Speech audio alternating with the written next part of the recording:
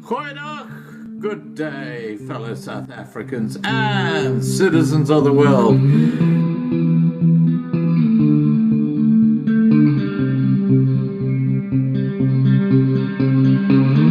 I've been looking around for salvation. I've been looking around for the truth. Good day, fellow South Africans and citizens of the world. All around me I see frustration, and I looked all over to life and for salvation. I sit and listen to your story for the truth. Good day, fellow South Africans and citizens of the world. All around me I see frustration. So Lord, in this world you should life and for salvation. And love in life is where you should go. If you're looking for somewhere to go, if you're looking for someone to know, if you're looking for someone to guide you, then love in life will guide you.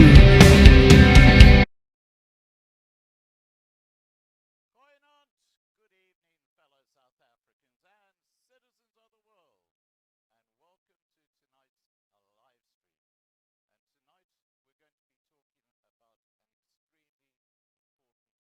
issue in South Africa with someone who has a tremendous amount of expertise in the area.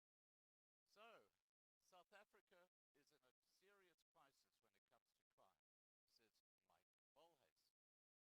Tonight we will be discussing a whole range of issues related to crime and keeping yourself safe. Mike Bolhuis runs Specialized Security Services, which has a large number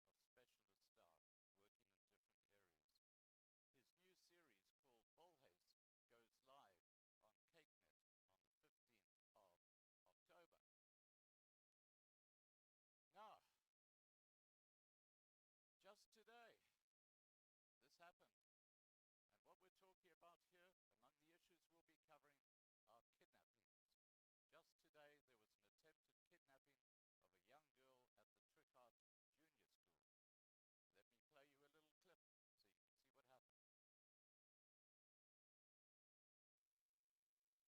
what happened. Ek was by die hek. Toe kom stop hier 'n swart kar en vra soek ek 'n lift. Toe sê ek nee en ek draai om, toe gryp iemand my. Toe skop ek hom en toe hardloop ek weg. Okay, so there you have what happened earlier today. Can you guys hear me now? We had the sound problem the other day, but let's hope we got the sound back now. Okay, if you can hear me now, please press 1. If you can't hear me, please press 2.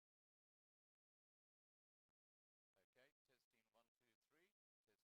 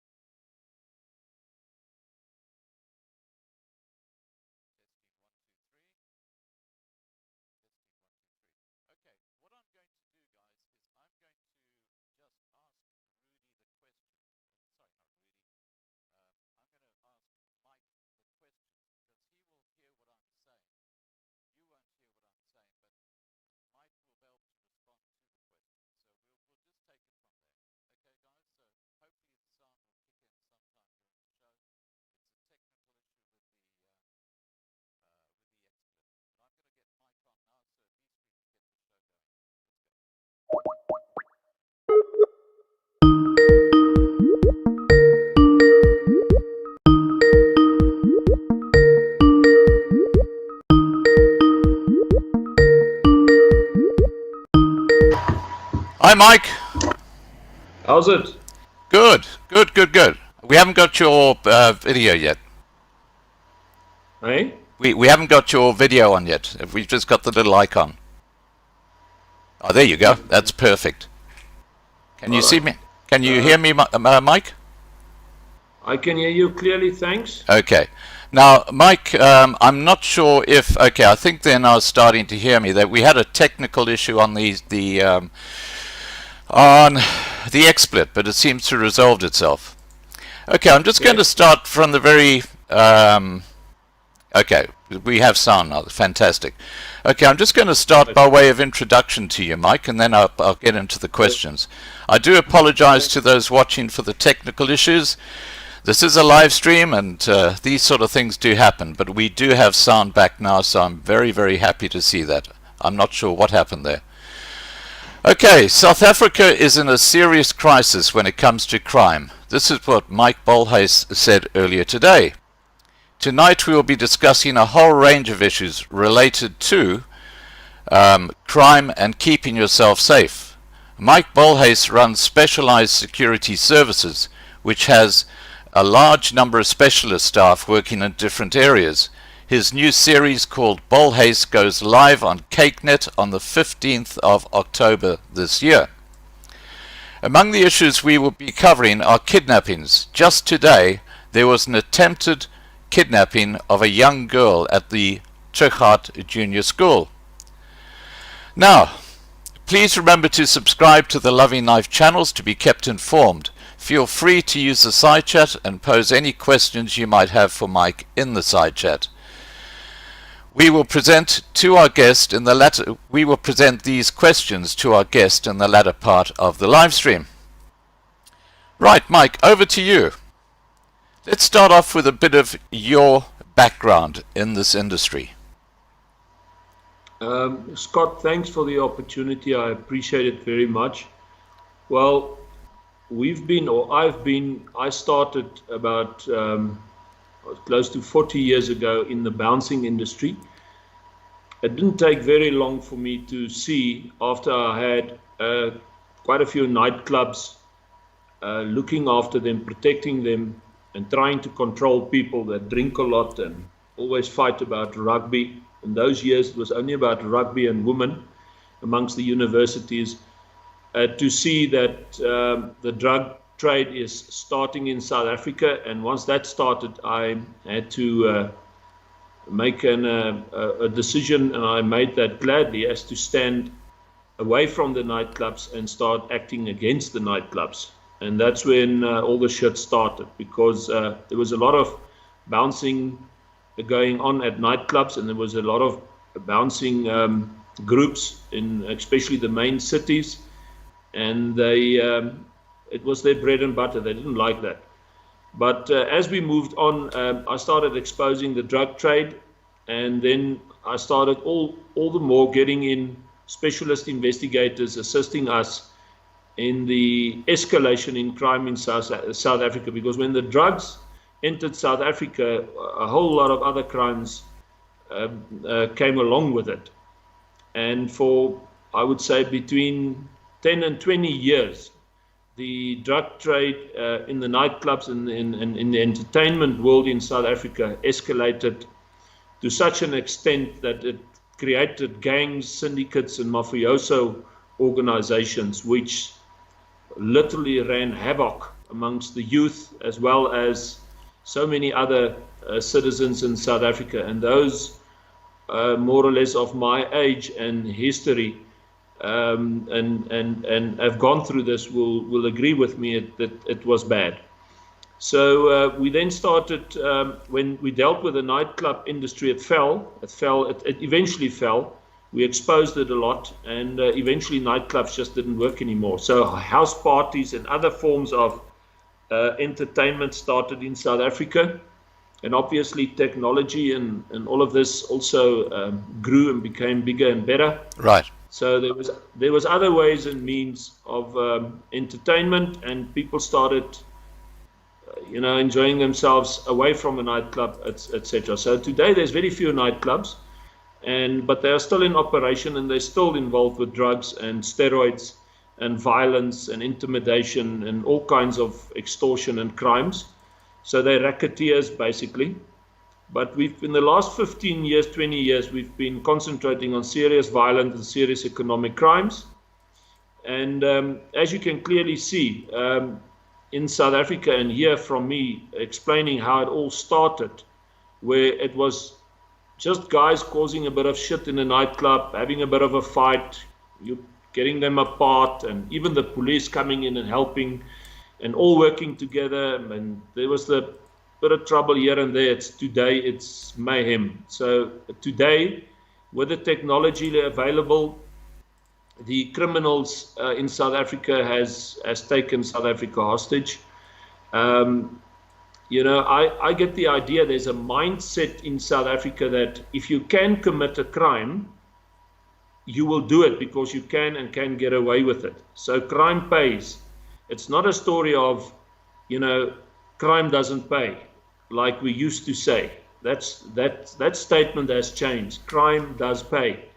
And crime begets crime. If one cash in transit is successful,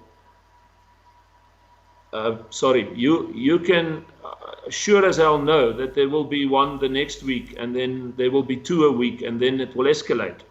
Especially if you have an authority that does not have the infrastructure and the know-how how to deal with this kind of crime. And worst of all, when you arrest and do sometimes arrest some of them, there's policemen or security officers involved. The idea what I'd like to achieve tonight is just to reiterate how bad it is in our country, but to spend most of the time on the solutions, because we aim to now, and we have always been a company, an organization, an anti-crime unit that is the end of the line. When all else fails, people will come to us. When attorneys or the police or any other authority would fail, they would ask us to assist. And we are seen as the go-to guys, but it's no use. You come to me and there is, and if you are only known for what you're against and not what you are for, it's useless. So we are for solutions, and I would at some stage later just point out some very serious solutions. But to round off a bit of my history is where we're at now. In the last 10, 15 years, we have seen and have dealt with of the worst crimes that I many a time say to people, if they would to read the dockets or see the videos or be involved in these investigations that we are involved with, you cannot unsee these things. You will literally not be able to handle it. And by the grace of God, me and my team, we're a very big team. We are nationwide. We do cases internationally.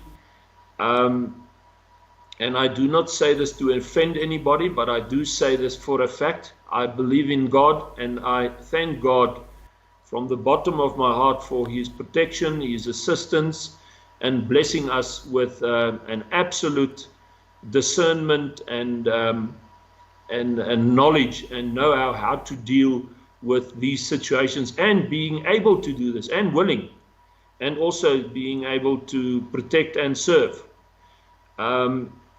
And that's why we've been successful. We are very, very successful in cases that we handle. We would love to and would have liked to splatter it out all there, because it would make such a difference to hear some good news, but we don't believe in any form of advertisement. So those who have dealt with us before will know and can testify of this. But obviously, saying this, you will, and this is probably one of our biggest problems in South Africa. We have a saying, twee boere het 4 kerke en 5 opinies, which loosely translated means 2 South Africans have got so many opinions and so many different beliefs that they just cannot stand together, and they cannot speak good of each other. There will, even after tonight, and even in your life, Scott, you've seen it. We've had a previous discussion of this.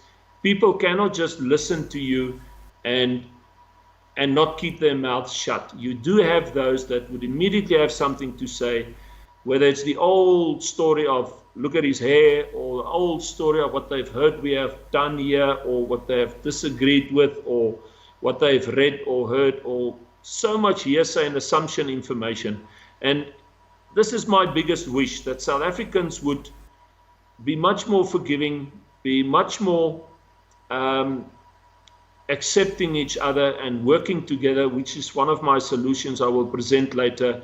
And not always, ons noem het mondspoelers, not always when they see something or see somebody, especially when he's well known, just go on Facebook and have got so many things to say without facts and without any proof, instead of rather calling a person and saying to a person, you know what, I have heard this in the past.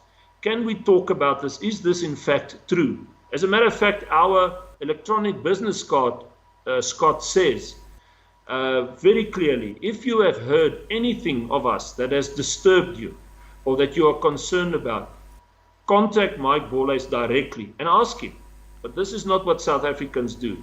They hear something and then they take this assumption or this hearsay information, they don't turn it into factual information, they just talk. Because our country, unfortunately, loves to skinner. Skinner means to just talk and talk shit and constantly, and especially on platforms. So we are here today as an organization that would like to be known for what we stand for as well, and not what we stand against. But I have, unfortunately, when you're going to ask me some questions just now, I have only bad news pertaining the safety and security in South Africa. Of course, we are not safe, and we need to be paranoid and extremely careful. Right. Now, just to respond to a couple of the points that you made there. First of all, look at Bronkhorstspruit. 6 intruders, one arm sneaked up on the man, catching him by surprise. After calling for help, his wife of 53 rushed to his aid and was also overwhelmed by the 6 attackers. The couple were beaten with wooden planks and pipes in the workshop. The man's legs were badly injured. Now, this only happened a couple of days ago, when he was cut with an angle grinder. Streekneus's informant said the attackers apparently had a lot of information about the layout of the farm and what was kept inside the house. They demanded a large amount of cash from the couple while torturing them. The attackers used a vice grip to clamp the woman's nose and turned it while asking for money. For almost an hour the torture continued unabated. After the villains got their hands on 2 handguns, jewelry, electronic goods, at least 2 TV sets were also missing, and a small amount of cash, they finally stopped torturing the couple. Now, this is what we're talking about. This is not normal behavior. And I just want to address basically the key types of serious crimes that are happening in South Africa. So if we can go through those systematically, Mike, and let's start off with murders, and in particular, farm attacks and murders. And I want to ask you a related question. These gangs that go out and actually commit the farm attacks, they seem to be very, very well trained. Do you think that there is a political component, whether it be the ANC or the EFF, who are behind the training of these people who go and commit the farm attacks? Over to you. Okay. You see, it is a very dangerous question, and it could be a very dangerous answer to the latest that you've stated. Here's how any murder case works. We can be of the opinion of who is behind it, and we can make deductions, and we can make assumptions, and there could be loose information all around. But unless there is a sworn affidavit or somebody or them which has been caught, given it as testimony, factual testimony on a sworn affidavit that can be presented in a court, you cannot make a claim of who is behind a murder. But I'll come to that in a moment. Taking this particular case in consideration, this is what it's come to in South Africa, because murders used to be just, if we can call it just a murder. There would be a confrontation and somebody would shoot somebody. the criminal will shoot the innocent in order to rob that person.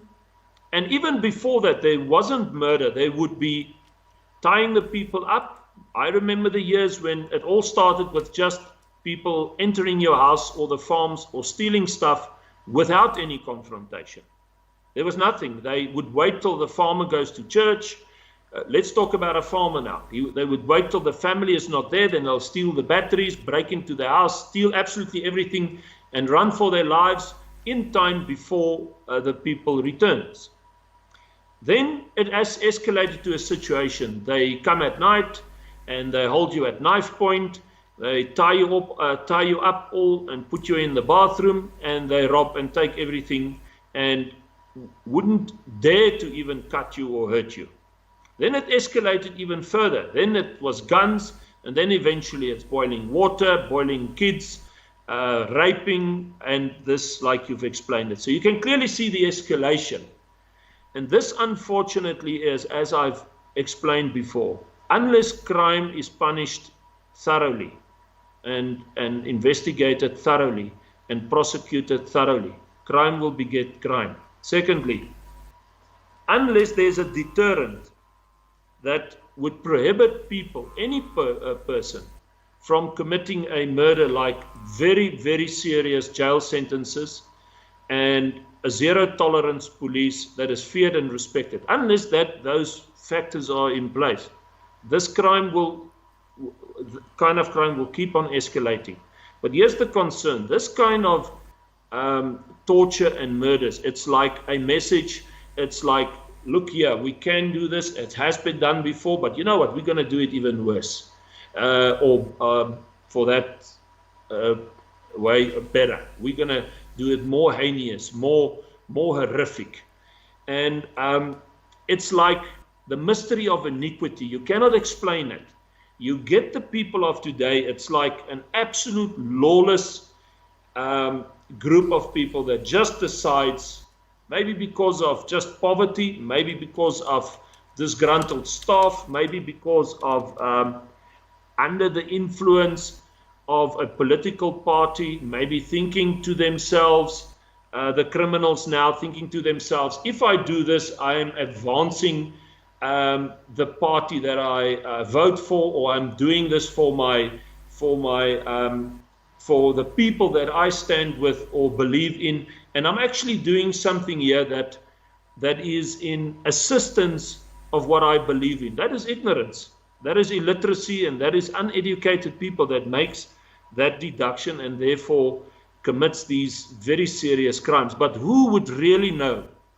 Because not all of these guys get caught, and when they are caught, it's very, very difficult to get behind the scenes. For instance, why have you done this? What was your motivation? Who influenced you, or who gave you the command, or who contracted you? Right. And that information is what we would like to concentrate. We want to concentrate on two things pertaining murders in South Africa. We have that project presently running. One is those murders that have been committed. Have they been thoroughly investigated, and have a thorough, in-depth forensic investigation been done, complete forensic investigation been done, psychologically, everything, who is behind it? What has moved these people to become, from where previous you were just held, or previous you were just robbed when you weren't at home, to this extreme escalation of unnecessary, complete and total torture, and then killing afterwards. What is the reason? And I cannot speculate, because I don't have those answers and I don't have that proof.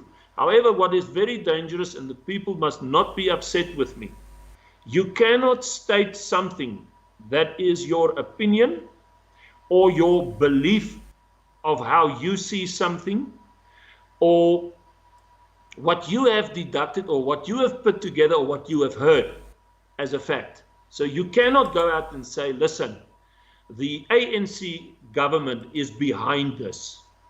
However, you can say that because the ANC government has left the South Africans, all South Africans, black and white, all of us, on our own, because this government is not protecting or serving us. Right.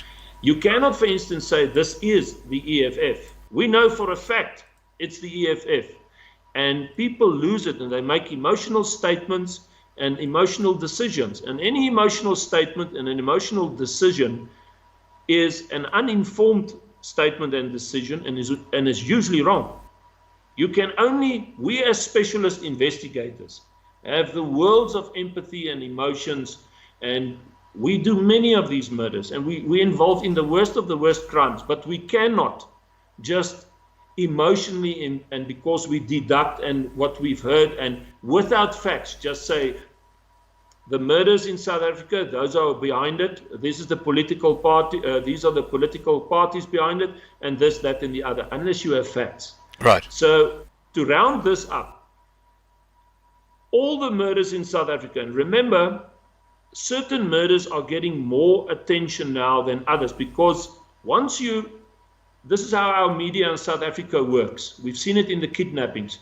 Once there's one or two serious kidnappings, all the media is on it and they make it enormous and big, and then the kidnappings is highlighted. Then this is the new thing. Yeah. And Mike, it is sensational. Mike, and they bring this up, and it's the same with murders. We'll get to the media in a moment and fake news, but I just want to keep it on the serious crime side of things. And Okay.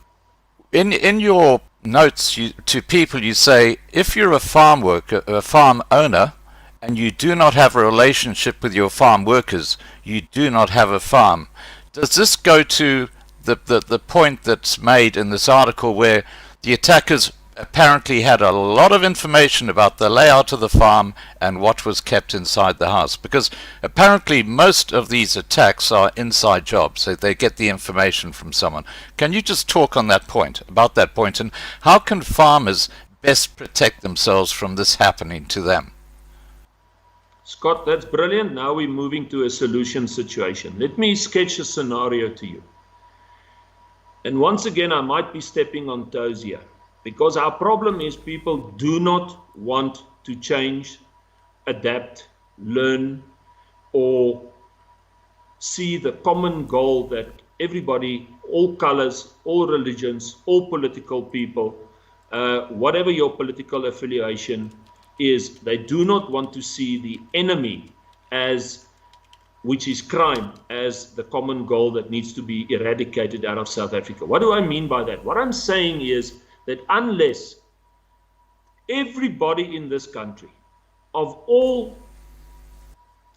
any group, any color, any religion, and any political party, no matter what our differences is, unless they see crime as the demise of our country, the break of our country, its economy, which is anything from murder to cybercrime, unless that is seen and the penny drops there, and people work together looking past their differences, unless that happens, this crime in our country, all of its crimes will keep on escalating, and it will affect us all, and most probably bring this country to its worst level. So I'm going to sketch a scenario to you, and let's use the farm situation. Right. A farmer, if he does not have a proper relationship with his workers, he will not have a farm. They will turn against him. If there's no proper relationship between the farmer and his neighbor, he will also lose. If there's no proper relationship between a farmer and his community, he will lose. If he has no proper relationship with his local police. In other words, what am I saying? Most of these investigations has showed that it is inside jobs. You are very right there. You're absolutely correct. Most of these investigations has shown that there was information either retrieved from previous workers or present workers. Most of these information that we've received has shown that there has been serious uneasiness between everybody in the area. In other words, there's a hate. There's a hate between one farmer against the other. They just cannot communicate together. They don't want to work together. They hate each other. Between a farmer and his workers, or between a farmer and the local police or the community. This is what needs to be resolved. If those relationships could be about fighting crime together and putting differences aside and building relationships, unless that is done, I can tell you now, the information will keep going out on any farm what's going on there, and there will be those that will take that information with the insiders in that farm, and they will rob that farm or do even more horrific crimes. And that's what we are saying in a solution situation. We would like the farmers to build proper relationship with their workers, because if the workers is not on the farm and there's no proper relationship, the farm stands still. And if I'm talking about a relationship where there's proper communications, so much so that if the workers on the farm, if they know that they will lose their jobs, they have no income, they need to protect the farmer is treating them with respect, he's paying them well, he's giving them lodging, he's treating them as human beings. I'm talking out of years of investigations and experience here. You must see how some people treat other people. I'm talking about even neighbors. I'm even talking about same color and different colors. This is something that has become such a problem in our country. It's become the biggest divide because there is no relationships. Why would, and I'm staying on a farm, a small farm. Why would any of my staff run out here now and say to me, Mike, there's some problem makers outside, there are people here to kill you, if I do not look after them and take care of them? Even my own workers, and I'm talking about all my staff, black and white, all have said, Mike, you are most valuable to us, because if anything happens to you, we all lose. That is the relationship that a farmer, and I'm talking about a businessman, I'm talking whether you've got one staff or 1,000 staff, I don't care where you are. If you have no relationship with those immediately around you, you will have no protection. Why will people step out for you or take a bullet for me? Why? If I don't treat them with respect. Let me tell you another small example. And this is a shocking one. I have seen how many times how people treat normal workers in town, which either put in diesel or petrol or does a toll gate, or there's just a form of communication with the utmost disrespect. Let me tell you, and what I have seen, if these relationships does not get better, the divide that is already there, and it's there, let me tell you, it's bad, it's the worst, which turns certain people and certain cultures and groups to a decision of either war or confrontation. It's going to become very bloody and ugly in the future. The solution is not war. There's no way we all start killing each other. There will be no winners, it will be only losers. And you know who will lose? Not those who stand up and say, hey, we're going to fight and we're going to do this and this is it and we've had enough and what. It's the family that you leave behind. What about the wife, the kids, etc., etc.? And unfortunately, people are too prone to aggression. I have no problem with aggression. If I were to be investigating a case where there's imminent danger, or somebody is going to be raped at any moment, or somebody is busy raping somebody, or somebody is trying to kill you, Scott, I will be the first one to step in and kill that person. I'll be the first one to pull my pea shooters and do something about it. Right. However, you cannot plan and now start with groups and everything and then say, are we going to do this, that, and the other? Because the solution does not lie in aggression. The solution lies on your relationship with your wife, your kids, your family, your neighbor. How many neighbors really see eye to eye? Ons sê altyd sonde met die bure, which means loosely translated, there's always shit with the neighbors. We have got so many South African sayings that it's just there, but the penny doesn't drop. Right. You know, an alarm can go off next door. People don't even call. There is everybody on his own. this one pulling this way, that one pulling that way. Everybody just either wants or has an agenda. Either wants to be noticed or seen. My group can do it. This group is a bit more aggressive and violent. This group is more this. This group is. What about all working together and all chipping in together and saying, listen, let's start with the relationships. I'm telling you now, the solution lies in those that you deal with daily by treating them with respect and looking after them so that they know, hey, you know, this guy is important to us, because if something happens to him, what will happen to us? Right. Then you'll get information, and then you'll get assistance, and then you do crime prevention, because then the information will come in, and then you will know who are the bad. There's no relationship with the communities. There's no proper relationships amongst farmers. It's something that is starting now. I've seen that now. There's no relationships with farmers, with their local police stations. I've asked how many farmers, when last have you just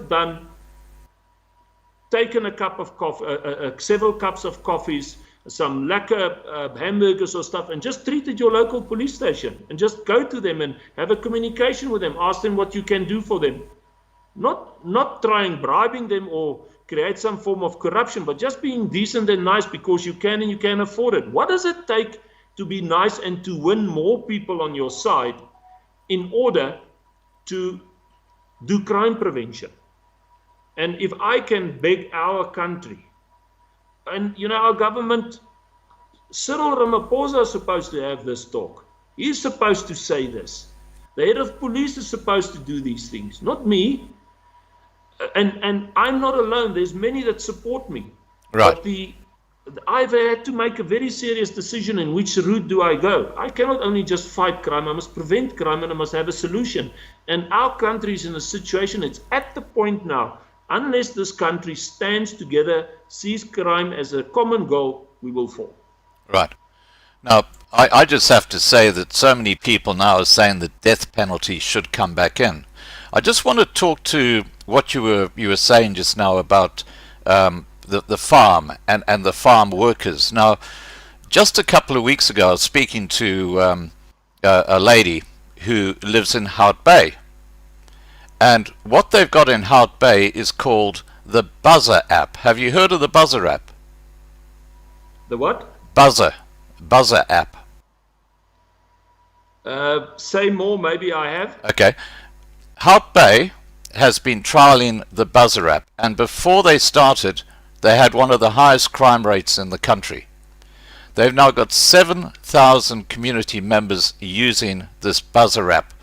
This year, they've only had 2 home invasions, and in both cases they caught the people. Because how the Buzzer app works is if something's happening, you basically press a button on your cell phone, and it alerts people within about 100 to 200 meters of you, and they as a community then come, because they're alerted to the exact GPS position of that call. Have you heard of this sort of thing? Because I'm thinking that could work so well with farms. Yes. What is interesting, last night I was on another stream on Salam Media, me and some very qualified people. And at the end, I ended by also stating this, a solution where I said that the government we need to reach the poor and the uneducated. You must remember, this reaches your 130,000 people who are the haves. We are the haves. We have electronics, we've got cell phones, laptops, we've got TVs, houses, and everything else. But we actually have no idea how many have-nots are there. Right. That are kidnapped, raped, murdered, etc., which is going through the most horrific crimes in our country, which is in rural areas or in what we call plakkerskampe. I mean, around Khayelitsha alone, there's more than, I think, 5 years ago, there were 7 million. I think there's about 8 million people living in the worst of conditions. But anyway, what I'm saying is that I have suggested that last night, but I've suggested it before, that there should be proper apps available where the government, the police, and the public can work together, where each trains the other. In other words, where the state of the nation, in the discussion like we have today, where issues are being discussed and exposed and presented to everybody everywhere in the country. Now, if there's a proper class being given on TV on a daily basis by our authorities, which can on a daily basis just teach people the basic principles of safety and security, or what is the newest and the latest issues pertaining crime, and what is the spate of crimes being committed, etc., etc. All the technology of today could be used for good. Unfortunately, the criminals also use it, but they use it for bad. But yes, I absolutely agree with it, and it just shows that what those people have done in Hout Bay, and I've heard of this and of other communities, is they have said, you know what, this is specifically for crime. It's not going to be abused. It's not going to be misused. It's for one thing and one thing only. We call it buurtwag. They do it in farm areas as well. If this button is pressed, everybody has a cell phone. It immediately says what, where, when, and how, and there could be a response and could be assisted. But that app and all the information in the world and everything that I've just said here and everything that we can present will still not work if there's no proper human relationships. Because a disgruntled staff member can just, because of his dire situation, and because maybe he's uneducated and poor, just decide to pull off all the zincs of your roof, go through your roof, come to your bed and kill you with a hammer. Right. And the reason why I'm using this example is I have had such a case. I have seen where people in this day and age, they just don't fucking care anymore. They totally and absolutely lose it, and they don't care who they take down. And we've seen that in suicides. We've seen that in family murders as well. We've even had cases where a husband has completely burned down the house with wife and kids. So we're in a day and age where people, and of any group and of any color, can just completely and totally lose it and then turn to the most horrific and violent crime. But if there's relationships, you will pick this up and you will prevent this. Just to clarify that, I know when something is wrong with one of my staff members. What does it take of me to ask? And then he will say to me, you know what, it's a toothache. Then I know it's a physical thing, it's not an emotional thing. Or if he says to me, you know what, I have problems at home, my kids have no food, or one of my family members have COVID, or I'm really struggling this month, can I get a bit more? Then you know what the story is. Now, I must add to this. A proper relationship will very quickly learn both sides, that abuse will not be tolerated. So you won't be misused or abused if there's a proper relationship between people. And I'm steering once again to a situation, whatever we want to do in future, we have to do it from the relationship first. Unless it won't, if we don't do that, it won't work. Right. Now, let's move on to other serious crimes in South Africa. South Africa is known as the rape capital of the world. And, it's just absolutely disgusting what's going on with gender-based violence. What advice can you give to people who are watching this show right now to make sure that they don't find themselves in a situation where this can happen to them?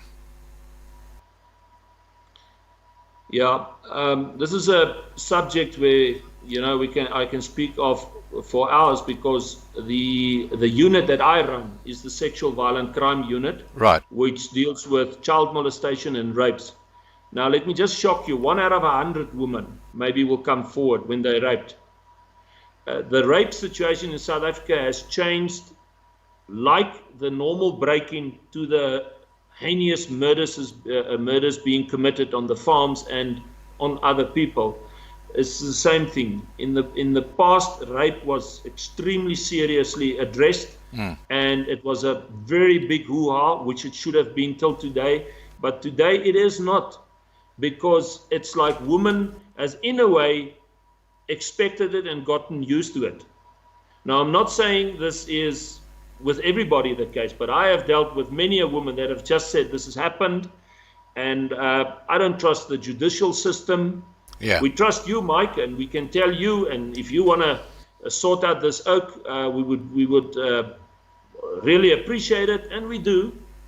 But you know, it's very few that opens up cases and is prepared to go through the whole crime kit and the whole judicial system and the prosecution system, and especially with the very bad sentencings in South Africa, it does not deter criminals. So most cases that and complaints pertaining rape that comes to us never goes through the police.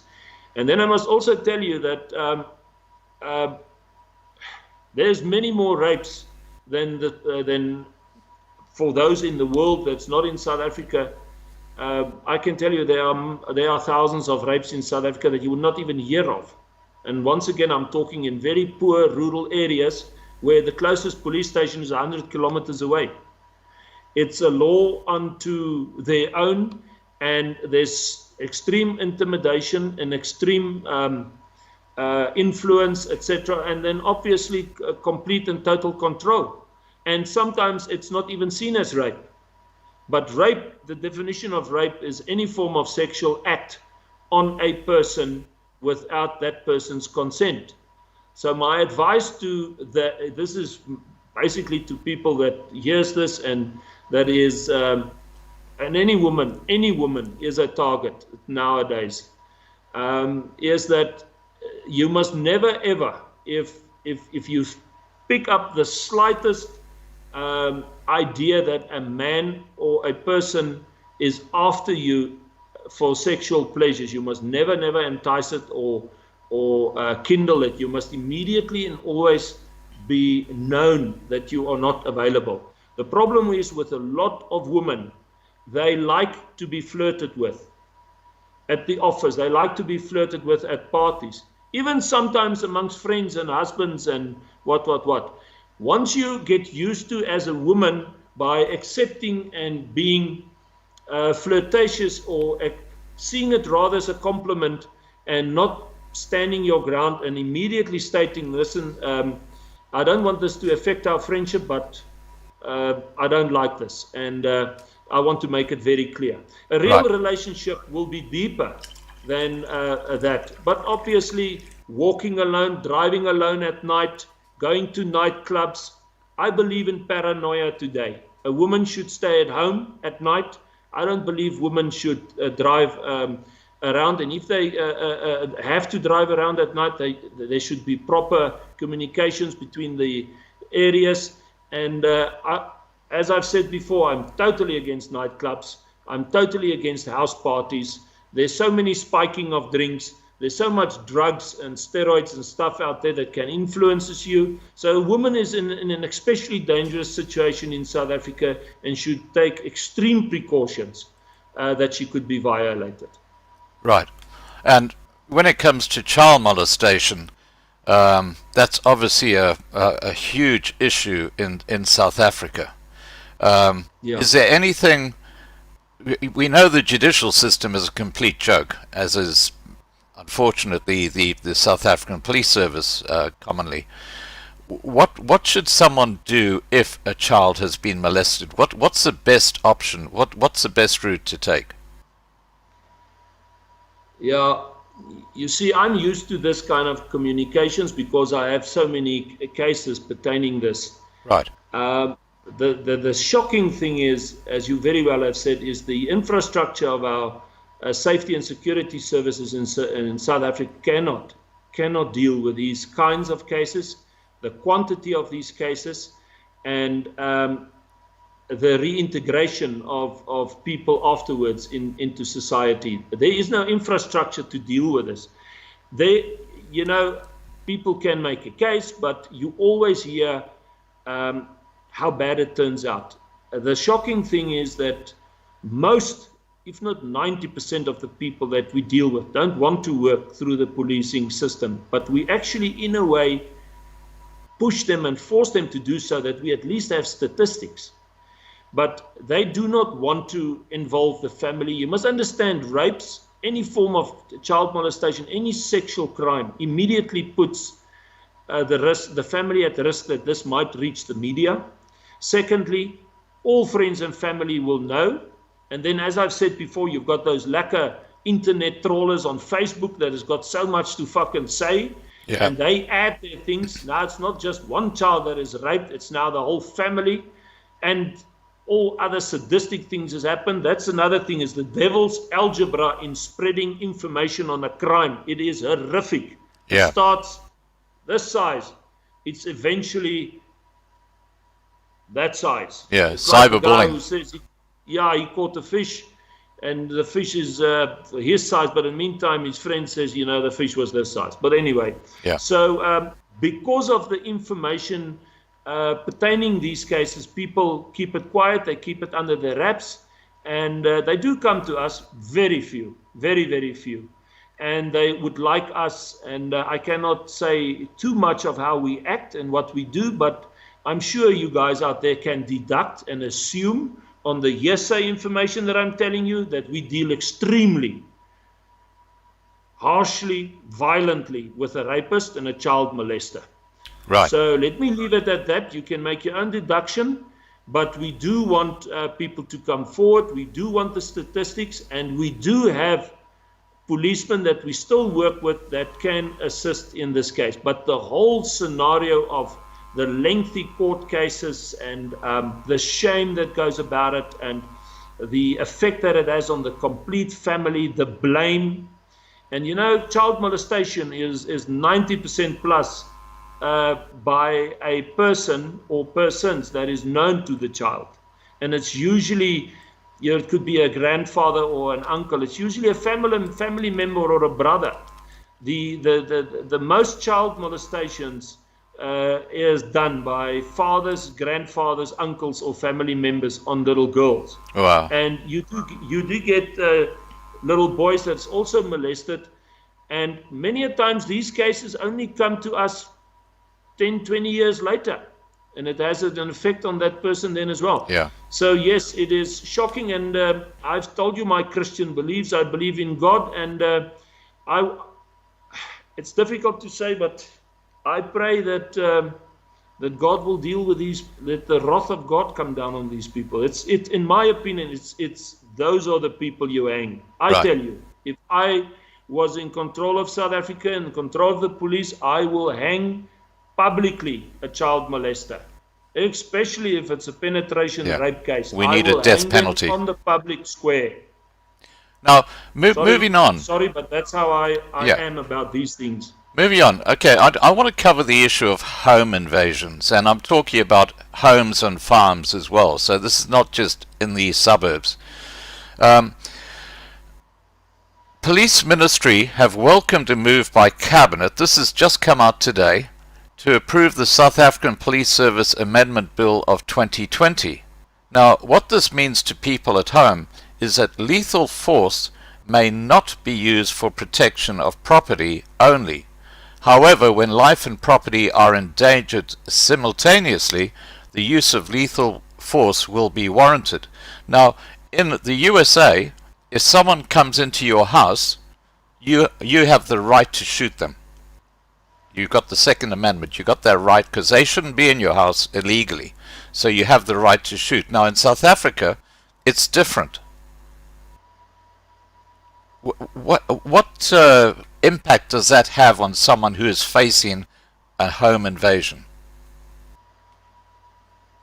Can you see how shocked I am? What do I say to that? In my opinion, in my factual opinion, if your life, Scott, is in danger, and I'm with you at a spot, and the next moment you could be killed, and I have the ways and means to protect you, I must do everything in my power. But if the only way is to protect you by shooting or killing another person that's the next moment going to kill you, I have to do that because I save a life. If I do not, then I'm guilty of your death.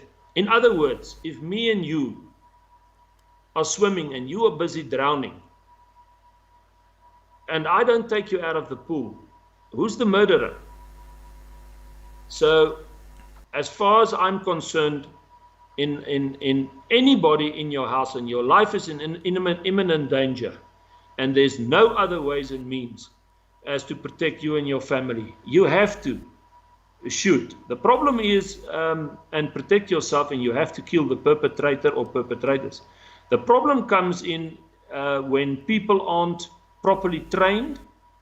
Because remember, if you are woken up in the middle of the night with a knife against your throat or with a gun against your head, the only thing that you can do is say, "What can I do for you, sir?" That's a joke in South Africa that we would say, what do you call a criminal with a gun? You call him sir. Why?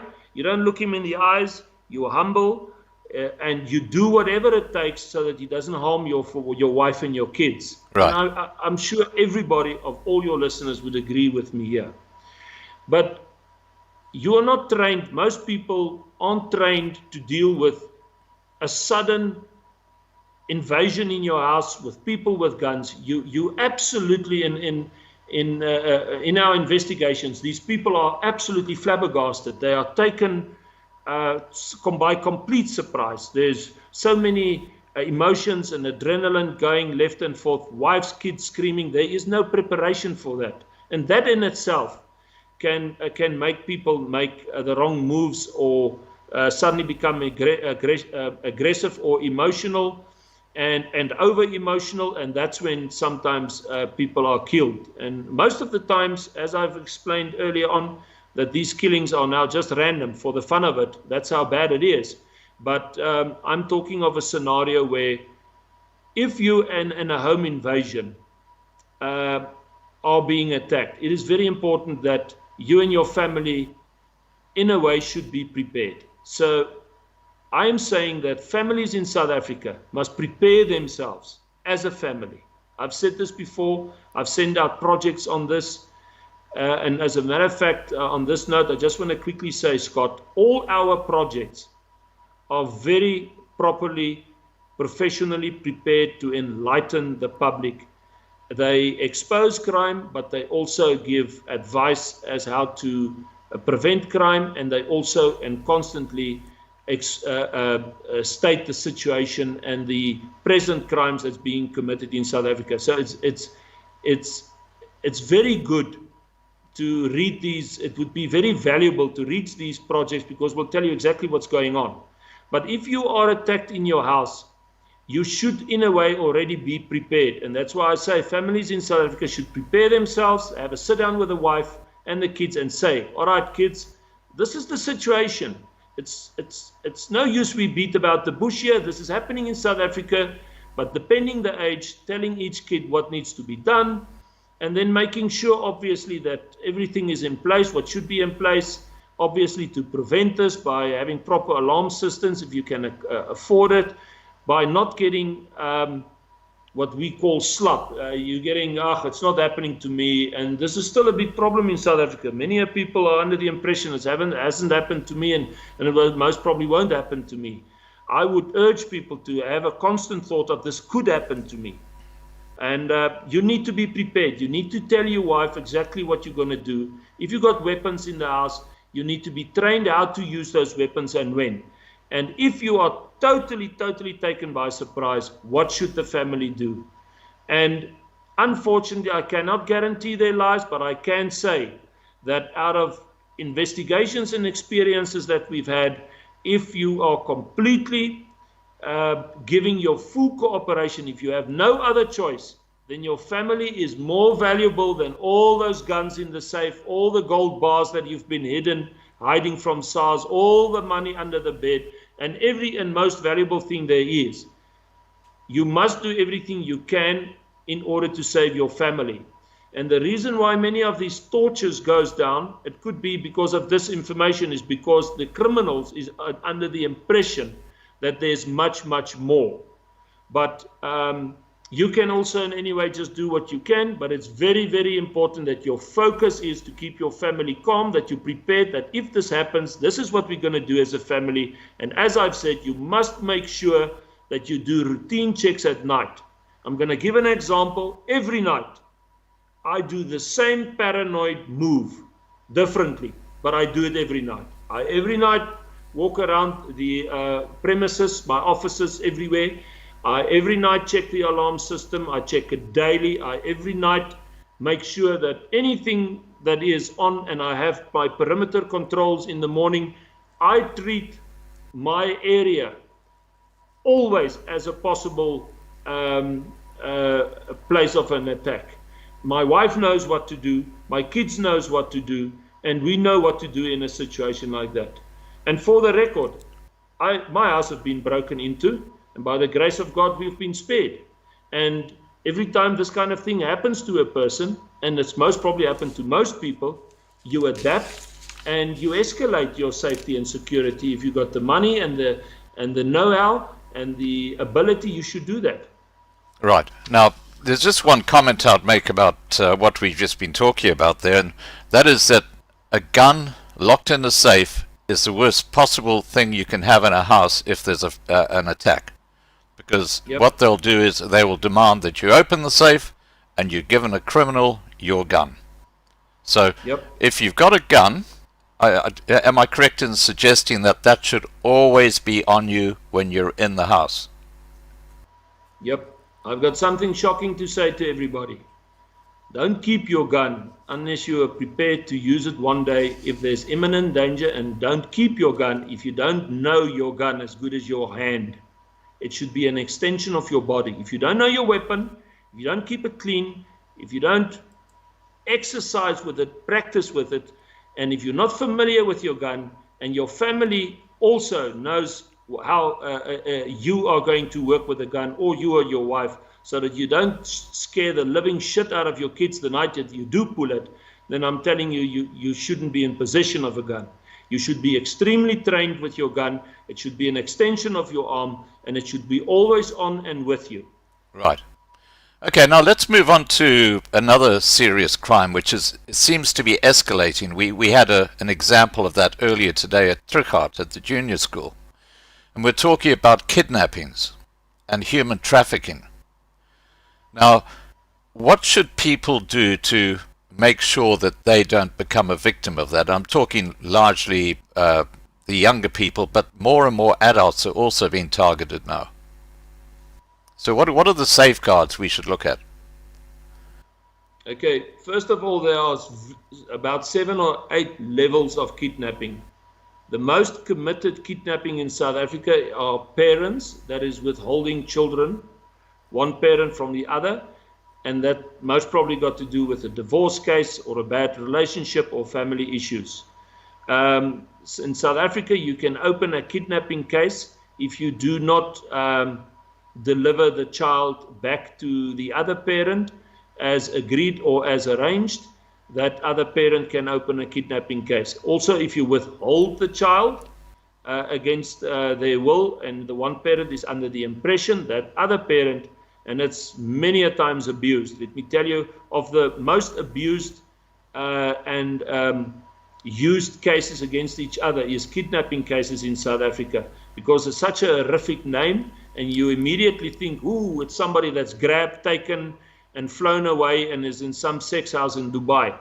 But the levels of kidnapping in South Africa, as I've said, is about 7, and these are the most committed kidnappings, is on the family level. The top one is when it is international syndicates, mostly targeting very, very rich businessmen. Of late, they've been targeting the Muslim community, Pakistanis or Bangladeshis, or extreme rich businessmen in South Africans, Indians. And what they would do is these syndicates are so brilliant. They're oiled machines. They plan these kidnappings 6 months ahead. They get all the information of the person they're going to kidnap. By the time they kidnap this person, they've done all the surveillance, they've done all their forensic investigations. Remember what I've said before, the criminal syndicates of today have got the money and the power and the influence and the connections in the authorities internationally to get any form of grabber or machine that can track and trace you anywhere and pull all your information, exactly what you have in bank, and what is your relationship with SARS, what is your relationship with the police, and etc., etc. And I've said these syndicates are very involved with corrupt policemen, security personnel, and obviously they've got a muscle team as well, so they rely on extreme intimidation.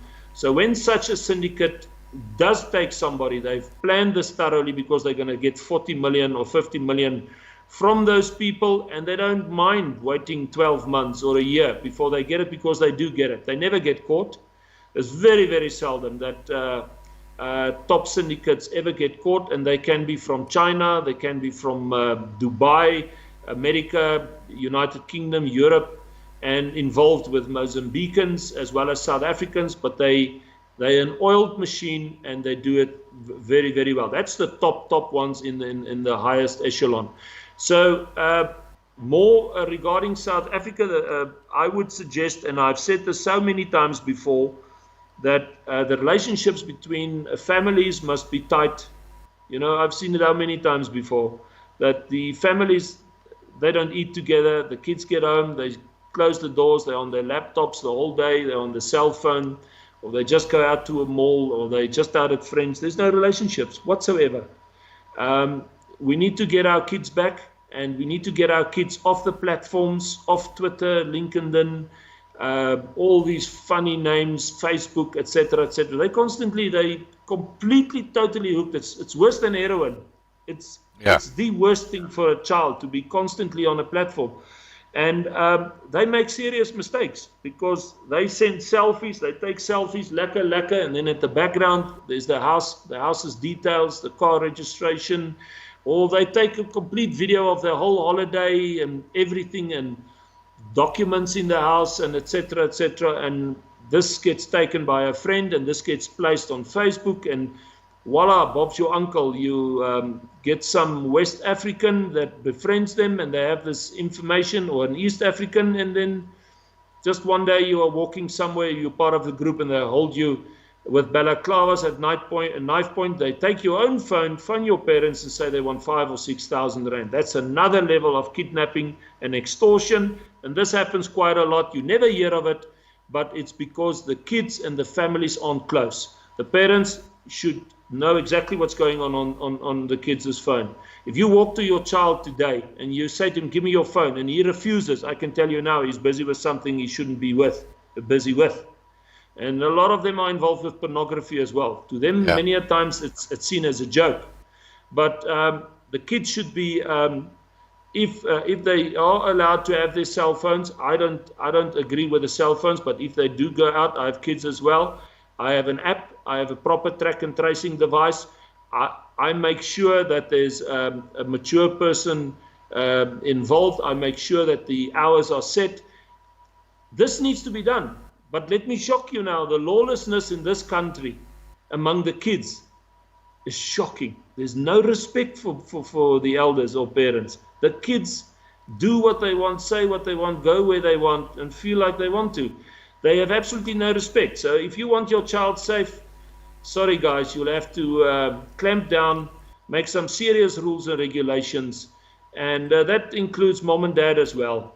You need to be very careful. You cannot just drive without looking in your rearview mirror. You cannot just do anything in South Africa anymore by just being a bit paranoid and a bit more aware of your surroundings and what's going on around you. And if you don't do that, you could be a possible victim.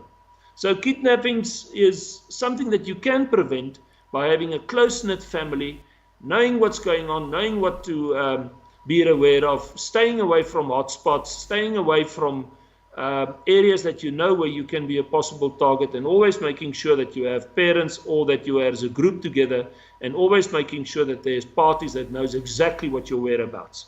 Right. Now, let's move on to extortion and sextortion.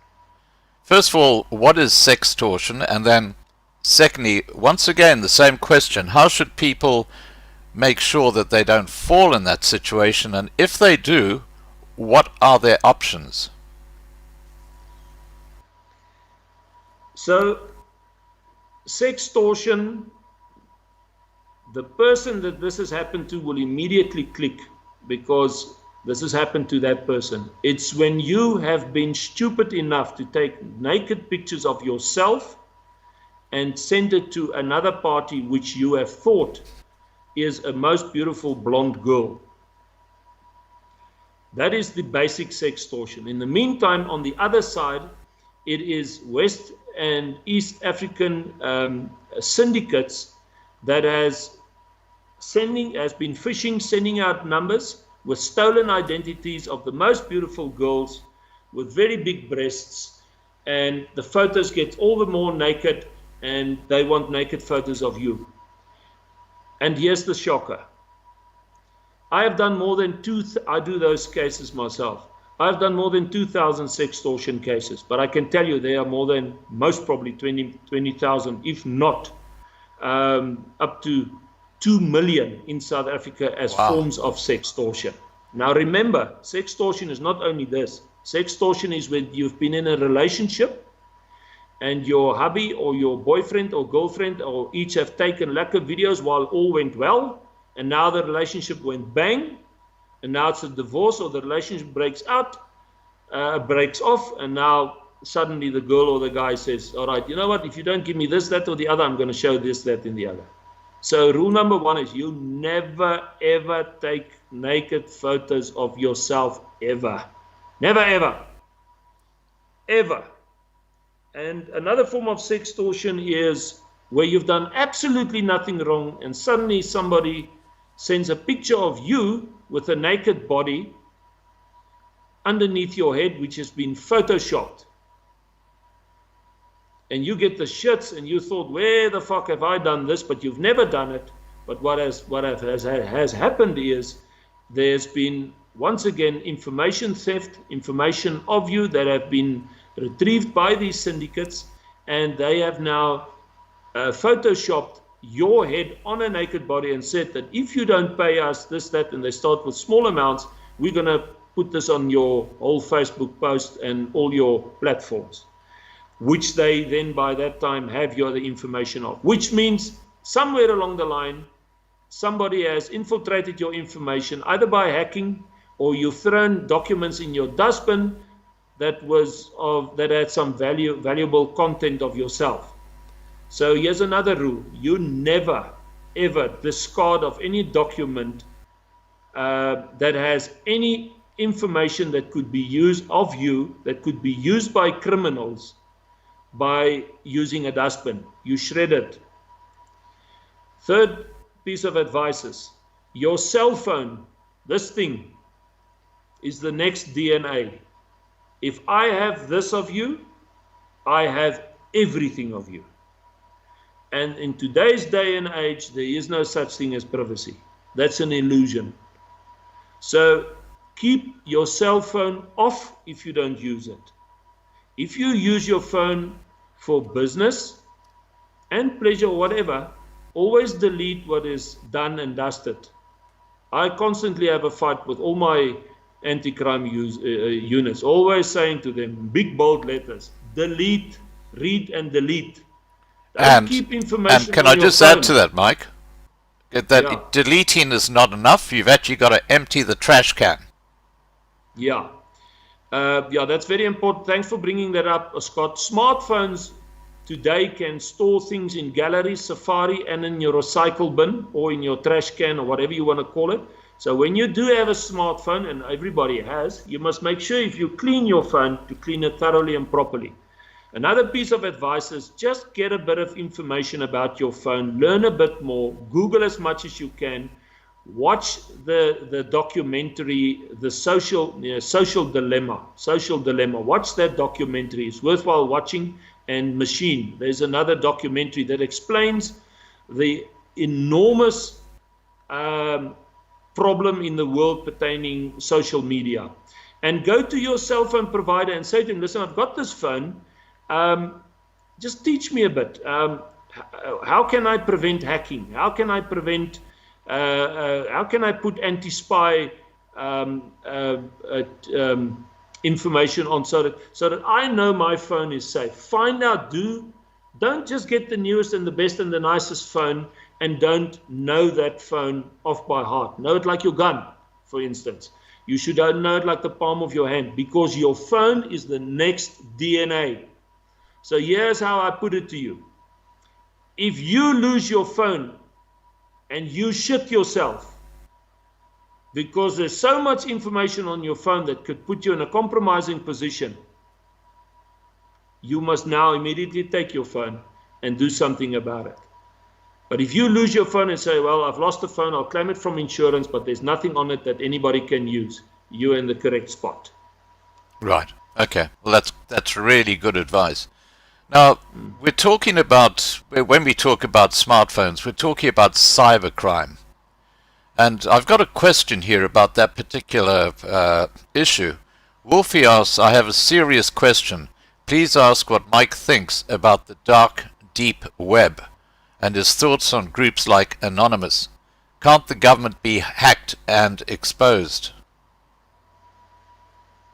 Now, as I say, we can talk for days on this subject. I am one for, let's deal with what we know first before we start dealing with what we don't know. Why am I saying that? People are so eager as to learn more, but they haven't learned from the past or what they've been presented with, like what we are discussing today, or what they know that they need to deal with immediately first. They just want to learn more and more and more, and exciting things and intriguing things and interesting things, etc. We should all move away from the technology as much as possible and only use it if it's absolutely necessary in your job or in your life. We must go back to where if I stay next door to you, I don't WhatsApp you, I walk to you and I talk to you. We should move back to where there's proper communications and only necessary communications, and not just all this thousands of internet trolling and WhatsApps and TikToks and all the shit and fake news, and it is incredible. Yeah. It's nice to see a joke every now and then. It's nice to see an interesting song. It's nice to see a nice piece of nature, WhatsApp, etc. But the shit that is being portrayed nowadays on all the platforms it's horrific. So my advice out there is deep web and they look, anything God created for good, Satan will use for evil. Yeah. So the technology is for us to progress. It's to our advantage. It's to help us, to learn us more, to help us in our businesses, to do good. But the evil out there will use it to commit crime. And stay away from things you don't need to know. And stay away from enticing things like, for instance, all these platforms and all this information that's being said that has actually no effect on you, or can better your life, or can assist you. Why would people, and this is, I don't understand this, why would people take in so much trash? Why do people not rather see this is, or place interesting information, valuable information, and to the advantage of myself, my family, and the public? I always say in my drug rehabilitation groups, I always say to them, the best reason I can give you that drugs is bad for you is because you wouldn't give it to your 4-year-old for breakfast. And that includes smoking as well, which is the biggest drug in the world. If you smoke, I can tell you now, you will have very big difficulty in putting it aside. And if you can't put it aside, you're addicted. That is addiction, if you can't put something aside. So people are addicted. Okay, now, these things. Manuel Magro asks, and this is a related question, Mike, what is your opinion about syncing to the cloud and privacy risks? Well, as I've said before, if you today have a smartphone and you have serious compromising information or extreme information on your phone, and you are operating on your phone in a criminal manner or in any other manner, your information is never lost. It could be drawn, and especially countries like America and Israel, which has the best of the best, and Russia, technology, I can tell you now, in other words, what I'm saying is, it's not like steam. Now you see it and then it's gone. It will always be in some form, somewhere, like water now.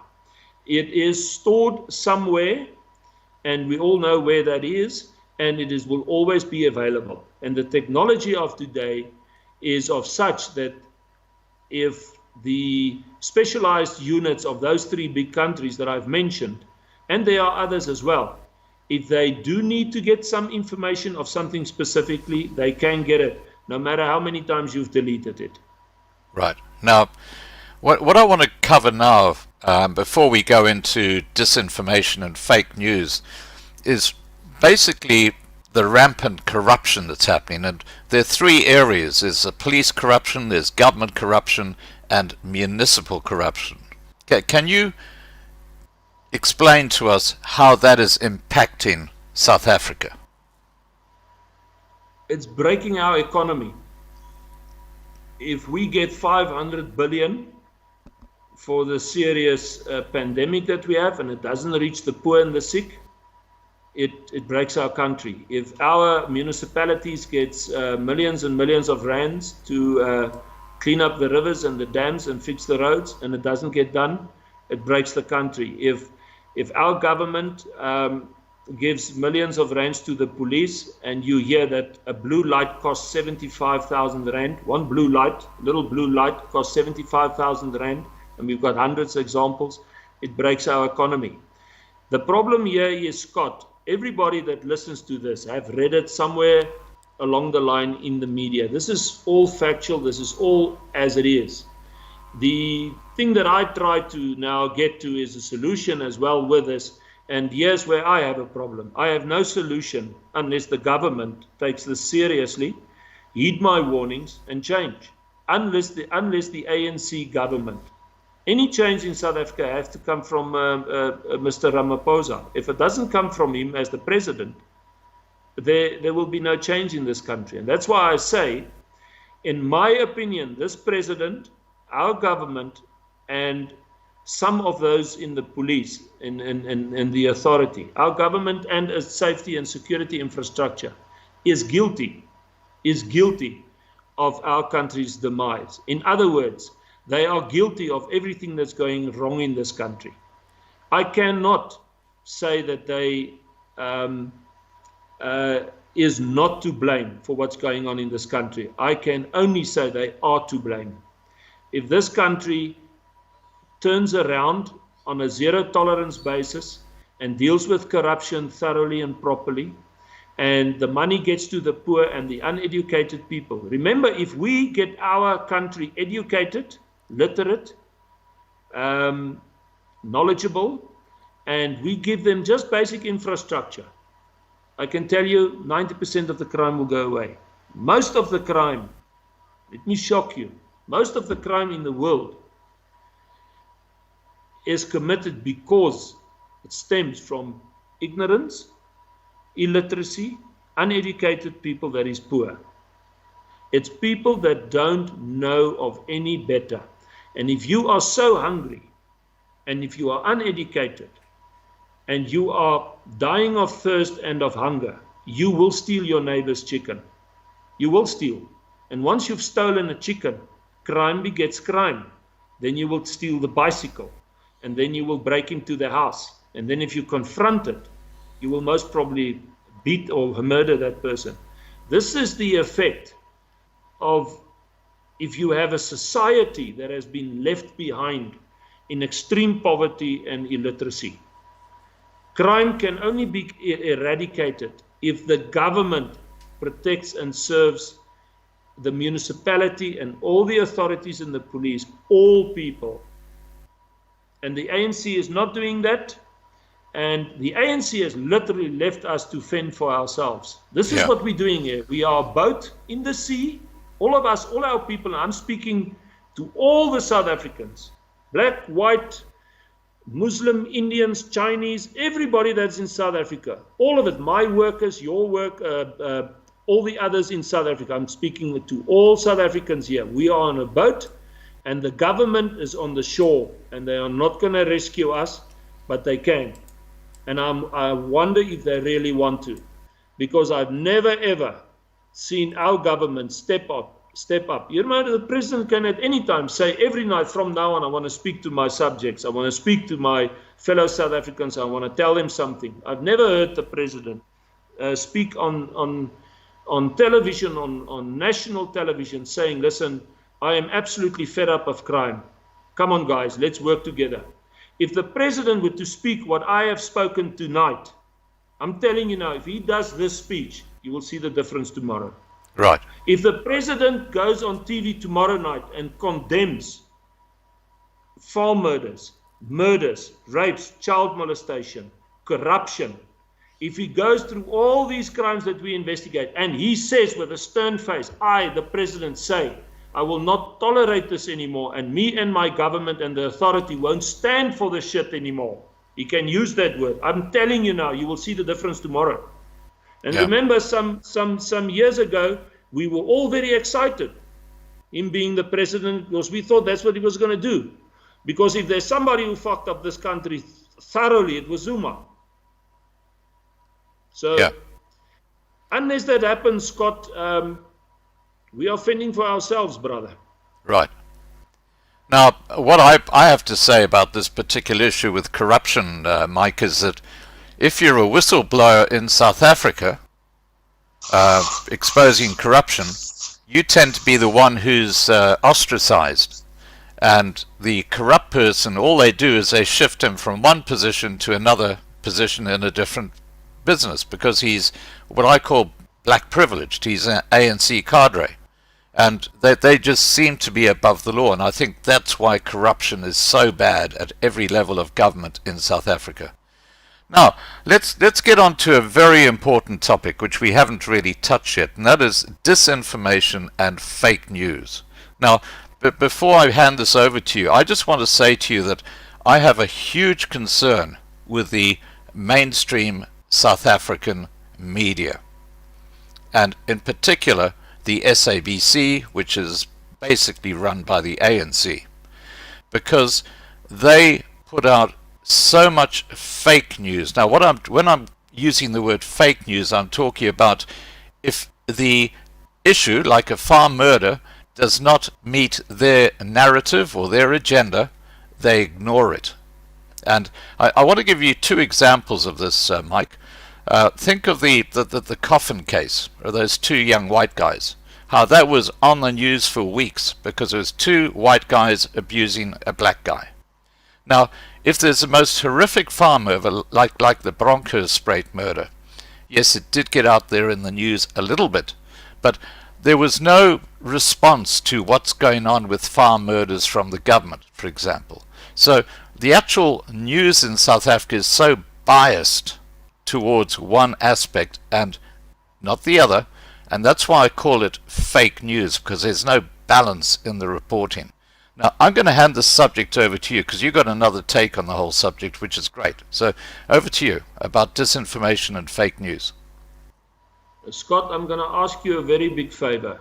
First of all, guys, I apologize. I had to use a bit of doom, because we have mosquitoes in South Africa, and they were starting to eat me up here. Secondly, Scott, can you just talk to your listeners for 2 minutes? I have to go to the loo. Oh, absolutely.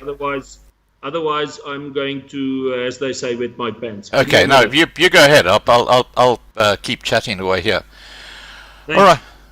All right, guys. Look, firstly, once again, I do need to apologize that we started 15 minutes late tonight. I did have an issue with my XSplit streaming software. I don't know why the microphone wasn't coming through, but it is what it is. Now, let's get back to the fake news issue. I don't think anybody watching this right now, we've got about 500 people watching right now, I don't think anyone can dispute that the way the mainstream media, not just in South Africa, but around the world, treats subjects like black on white crime the same as white on black crime. Look at Black Lives Matter in America, for example. How that is just, it's like this is the greatest thing that ever happened in America. And even here in Australia, we have protests by Black Lives Matter. Now, to me, all lives matter. And it's very concerning when you look at who's behind, for example, the Black Lives Matter movement. And we haven't got time to go into that because I've only got a couple of minutes to talk. But when it comes to the mainstream media, as Donald Trump says, it's fake news. And clearly, fake news also happens on social media. And disinformation happens on social media. Now, this is a subject that Mike is going to be talking about, so I'm not actually going to go into that at all. But let me assure you that on the Loving Life channels, we are basically a news channel using the YouTube platform. And I have to tell you, it's a bumpy ride on YouTube. My gosh. Have you got some YouTube police out there who just like the mainstream media, if you're on the left side of politics, you can just about say whatever you like. But if you're on the right side of politics, or you believe in people's cultural identity and restoring that, and restoring family values and Christian values and all these things that we grew up with. I'm an old fart, so I grew up with these values, so I understand them very well. But the new kids on the block, they come from a totally different cut. I mean, I don't get it. I don't understand how they actually go to bed at night and go to sleep because of some of the things that these guys do. But this again is something that Mike will be talking to us about. Now, I've got a few questions here from you guys in the side chat, so please keep putting them up. And please remember to subscribe to the Loving Life channel to be kept informed. Now, I see Mike has joined us again, and he's looking a lot more relieved. Was that a close shave, Mike? Yeah, we're human. We're all human, exactly. We're human after all. And the mosquitoes really bit black, eh?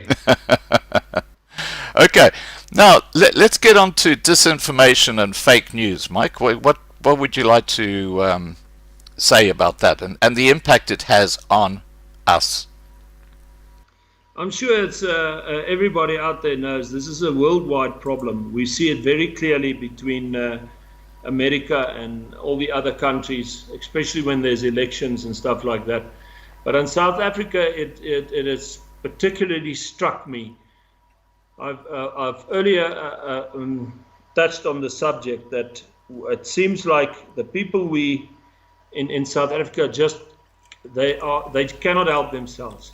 They are slaves to their thoughts, and they just so eagerly want to forward something without doing a proper vetting and an evaluation and finding out the facts. They want to be the first to have sent this through, and they want to get the credit for it, that, hey, I have sent this and I've sent this horrific thing. And it's gone viral. Yeah, it just goes, it's on and on and on without thinking twice. It is, once again, another mystery of iniquity. Why people would do that, I cannot understand. Once again, I need to say that when you have information, it is important to check the facts. Do not send it if you're unsure. That's rule number one. Secondly, take time and find out if this is in effect factual. And then thirdly, does this benefit people? Remember, people, each one is cut out to handle information, and you cannot unsee things.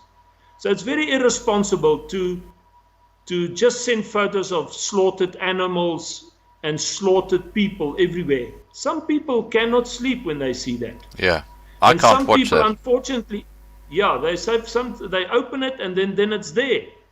And other people, they just start seeing the blood and they immediately start forwarding it. So you need to also, fourthly, ask yourself, if I do send this, what effect is this going to have on those that I send it to? Is it going to be to their advantage? And is it going to make a difference, and does it enhance our lives? So If I can just get those criteria in, it would make a big difference. Pertaining fake news, the government should also step in here, the worldwide governments. There should be proper monitoring of Facebook and of all these platforms. There's none. You cannot on Facebook say and do whatever you want. That other person that asked about deep web, all these unnecessary and dangerous things that is sometimes being said and spread, and specifically photoshopped information and clear fake news and disinformation, which can be by the extreme technology personnel of these platforms, can be identified. Why don't they stop it? Money. Remember, all these platforms want you to constantly forward.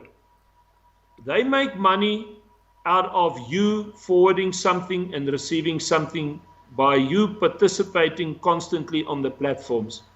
So I have a very big problem, and I say it straight. Facebook is extremely irresponsible by not monitoring their platforms, and so all the others. I don't even have to mention the names, you know them. Especially WhatsApp as well, and now with all these other and more platforms that is available. So in South Africa, we have a very big problem. Somebody might start with a piece of information, and by the end, the last person that gets it, it is 10 times worse. Yeah. I call it devil's algebra, and it's very, very dangerous because you are steering people in a wrong direction, you are misinforming people, and it's a crime. And so much so that the General Mawela the other day, with all this kidnapping stories, I mean, there was videos, there was so many fake videos, voice notes, there were even spiritual people prophesying. It just completely went haywire.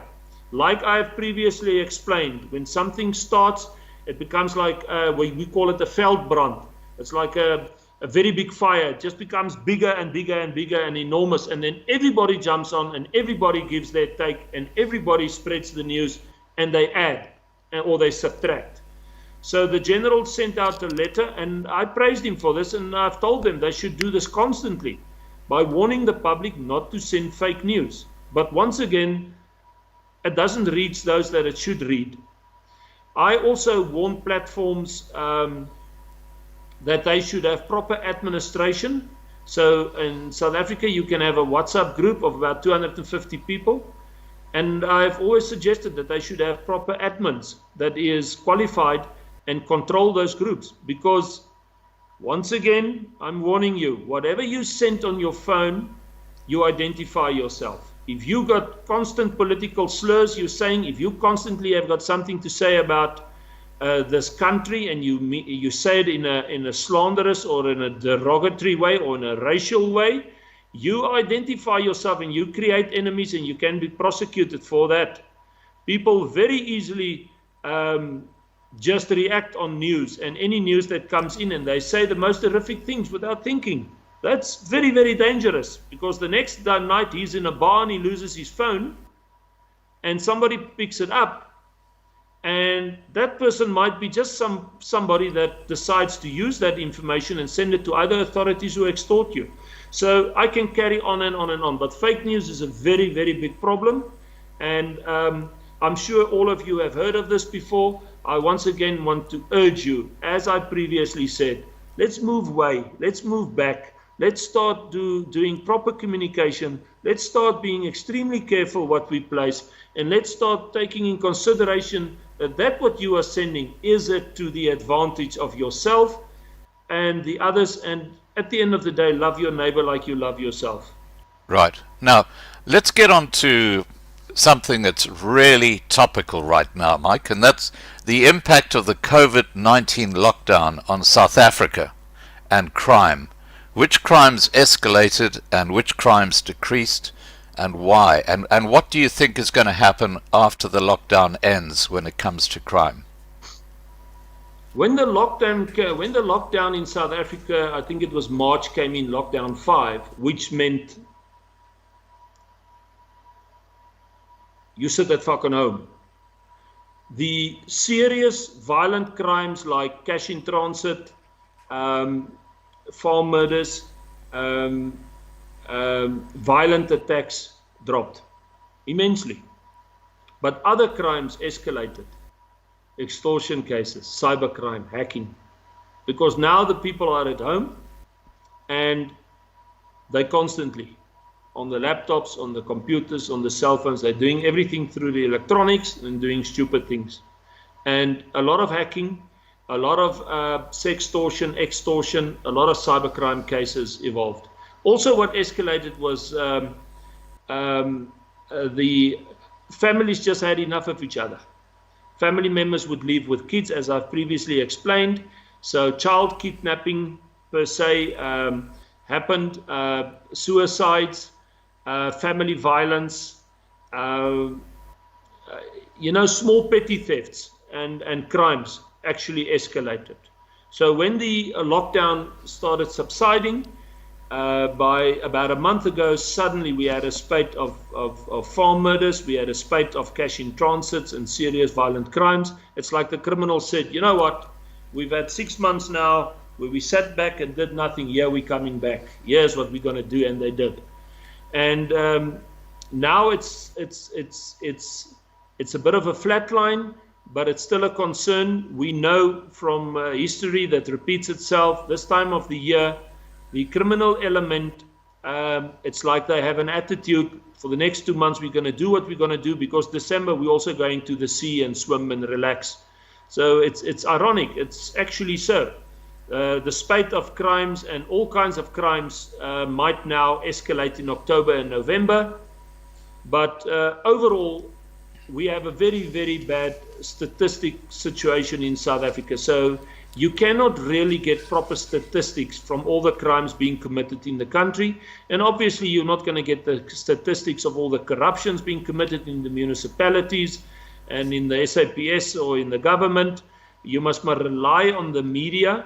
And you earlier spoke of the media. Let me tell you, I've probably the best relationship with the media in South Africa, because they know me. When I'm called, I never say no comment. I always say what I mean, and I mean what I say. And they know they can always call me, and I'll say it as it is. And if it wasn't for them, we would most probably not really hear what's going on in this country, because the police and the police statistics is not necessarily correct or forthcoming. You know, the police will constantly say, Mr. Public, please work with us, work together. But if you go to them, there's no relationships. As the relationships is, they really don't want to protect and serve. They really treat you with no respect or assistance at the local police station. It's unfortunately so. And that's why I previously said, when we initially talked and said we need to build relationships, because it's both ways. That relationship needs to be restored from both ways. And somebody has to bend over backwards and say, you know what, I'm going to fix this, and I'm going to have a relationship with my local police station. But the most complaints we get from people dealing with the police is that they were not treated with an attitude of protect and serve. We want to assist you and help you. How can we help you, sir? Or how can we help you, ma'am? Or can we be of any assistance? There's no such thing. It's like the attitude of, oh, yeah, and we don't want to help you. And we get that literally straightforward, looking for any way to get you out of the charge office rather than helping you. So the media has been very, very good to the public, in the sense, although it is sensational, but they have been stating exactly what's going on in this country quite correctly. Right. Now, I'm just going to post some or put some of the questions that I've got from the side chat to you, Mike. Rudy Geldenhuis has asked, what does Mike think about the recent rise and growth of community safety structures like AfriForum, the CPF, radio groups, and other community startups? It's all good, but the moment you are a group that is seen as a specific group, and dealing only with specific issues or specific people. And I'm not saying that some of them are, but I'm saying this is the criteria. We must be very careful to explain this and that it's understood carefully. Any group, including me, if I only deal with a specific kind when it comes to safety and security, when I am in the game or in where I provide a service of safety and security, and I make a choice only to deal with certain people or certain issues, you're gonna run into problems. Secondly, I agree with all of these groups that their intention is to do good and to make a difference. But once again, if all of these groups don't work together, it won't work.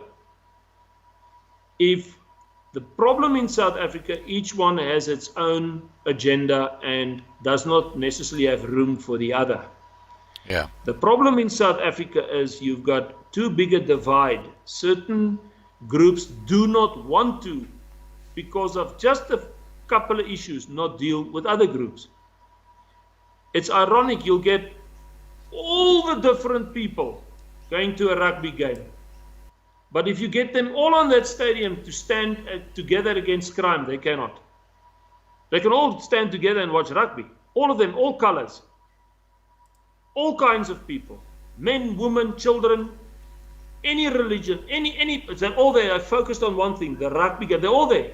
80,000 of them. But take the rugby away and let somebody stand in front there and say, let's do this and this and this and this and stand against crime and see crime as the common goal and the enemy.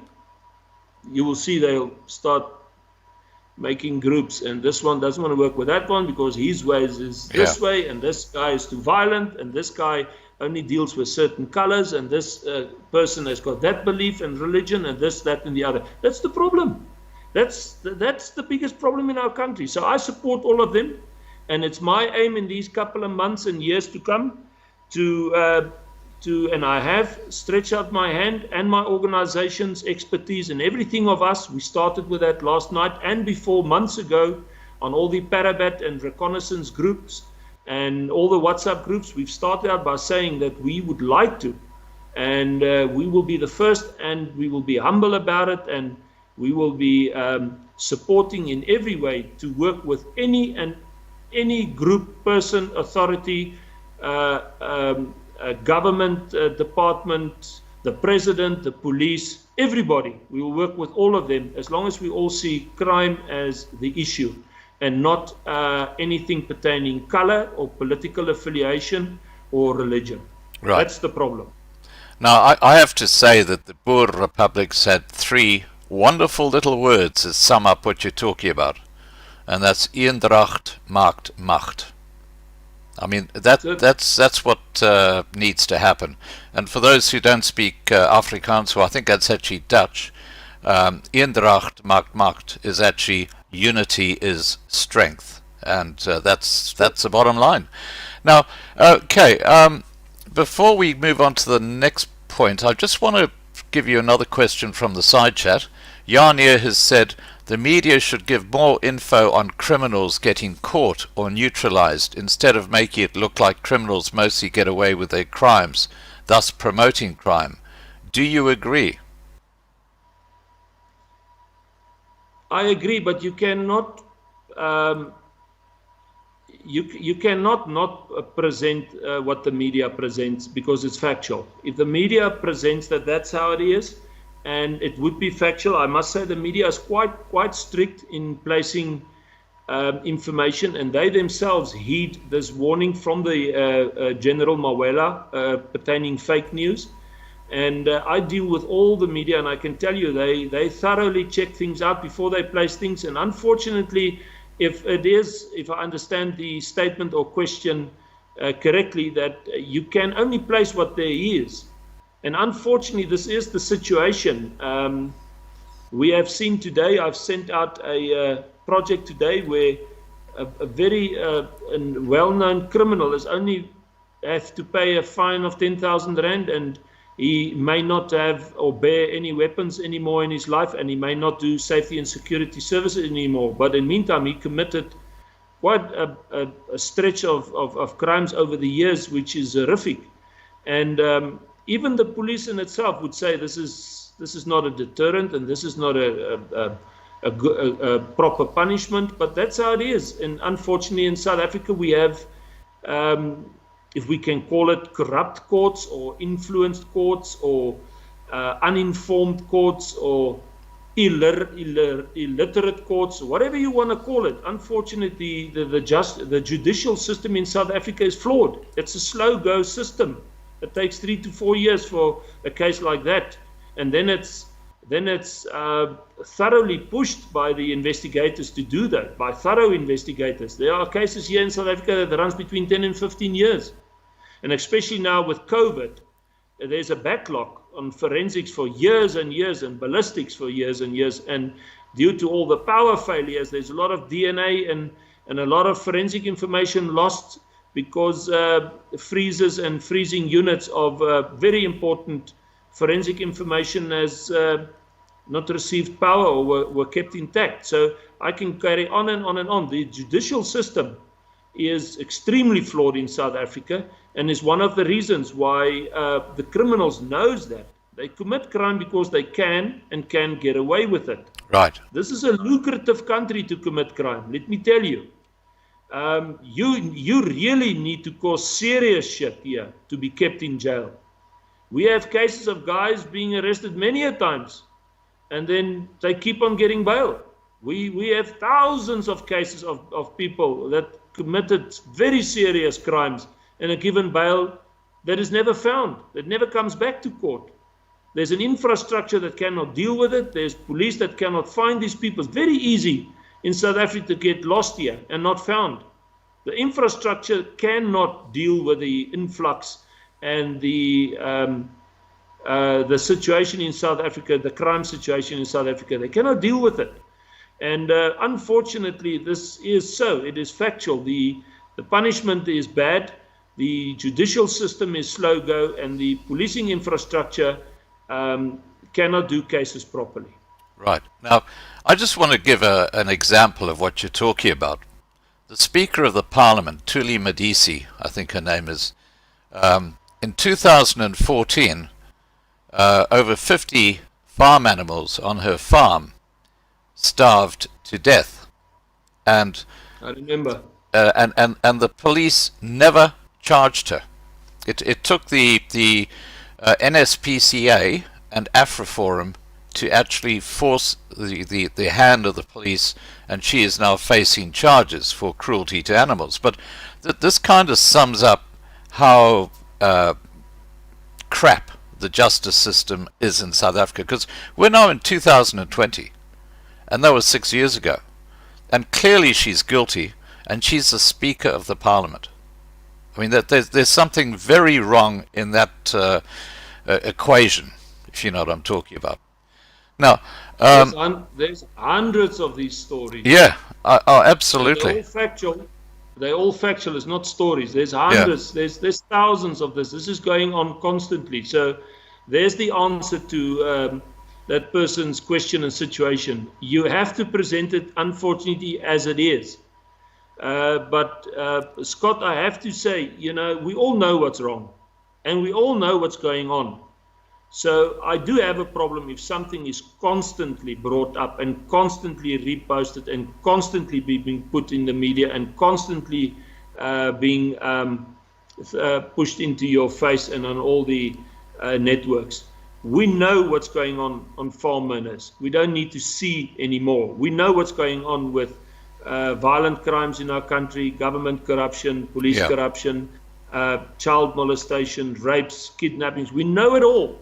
So, the media, this is their work. They will constantly write on what's going and present on what's going on, unfortunately. But there is something that I disagree with. It's not solution-based. It's informative-based, and just you see every day the very thing that you know. Right. Now, just talking about solutions, what are the factors hampering the very solutions you're talking about?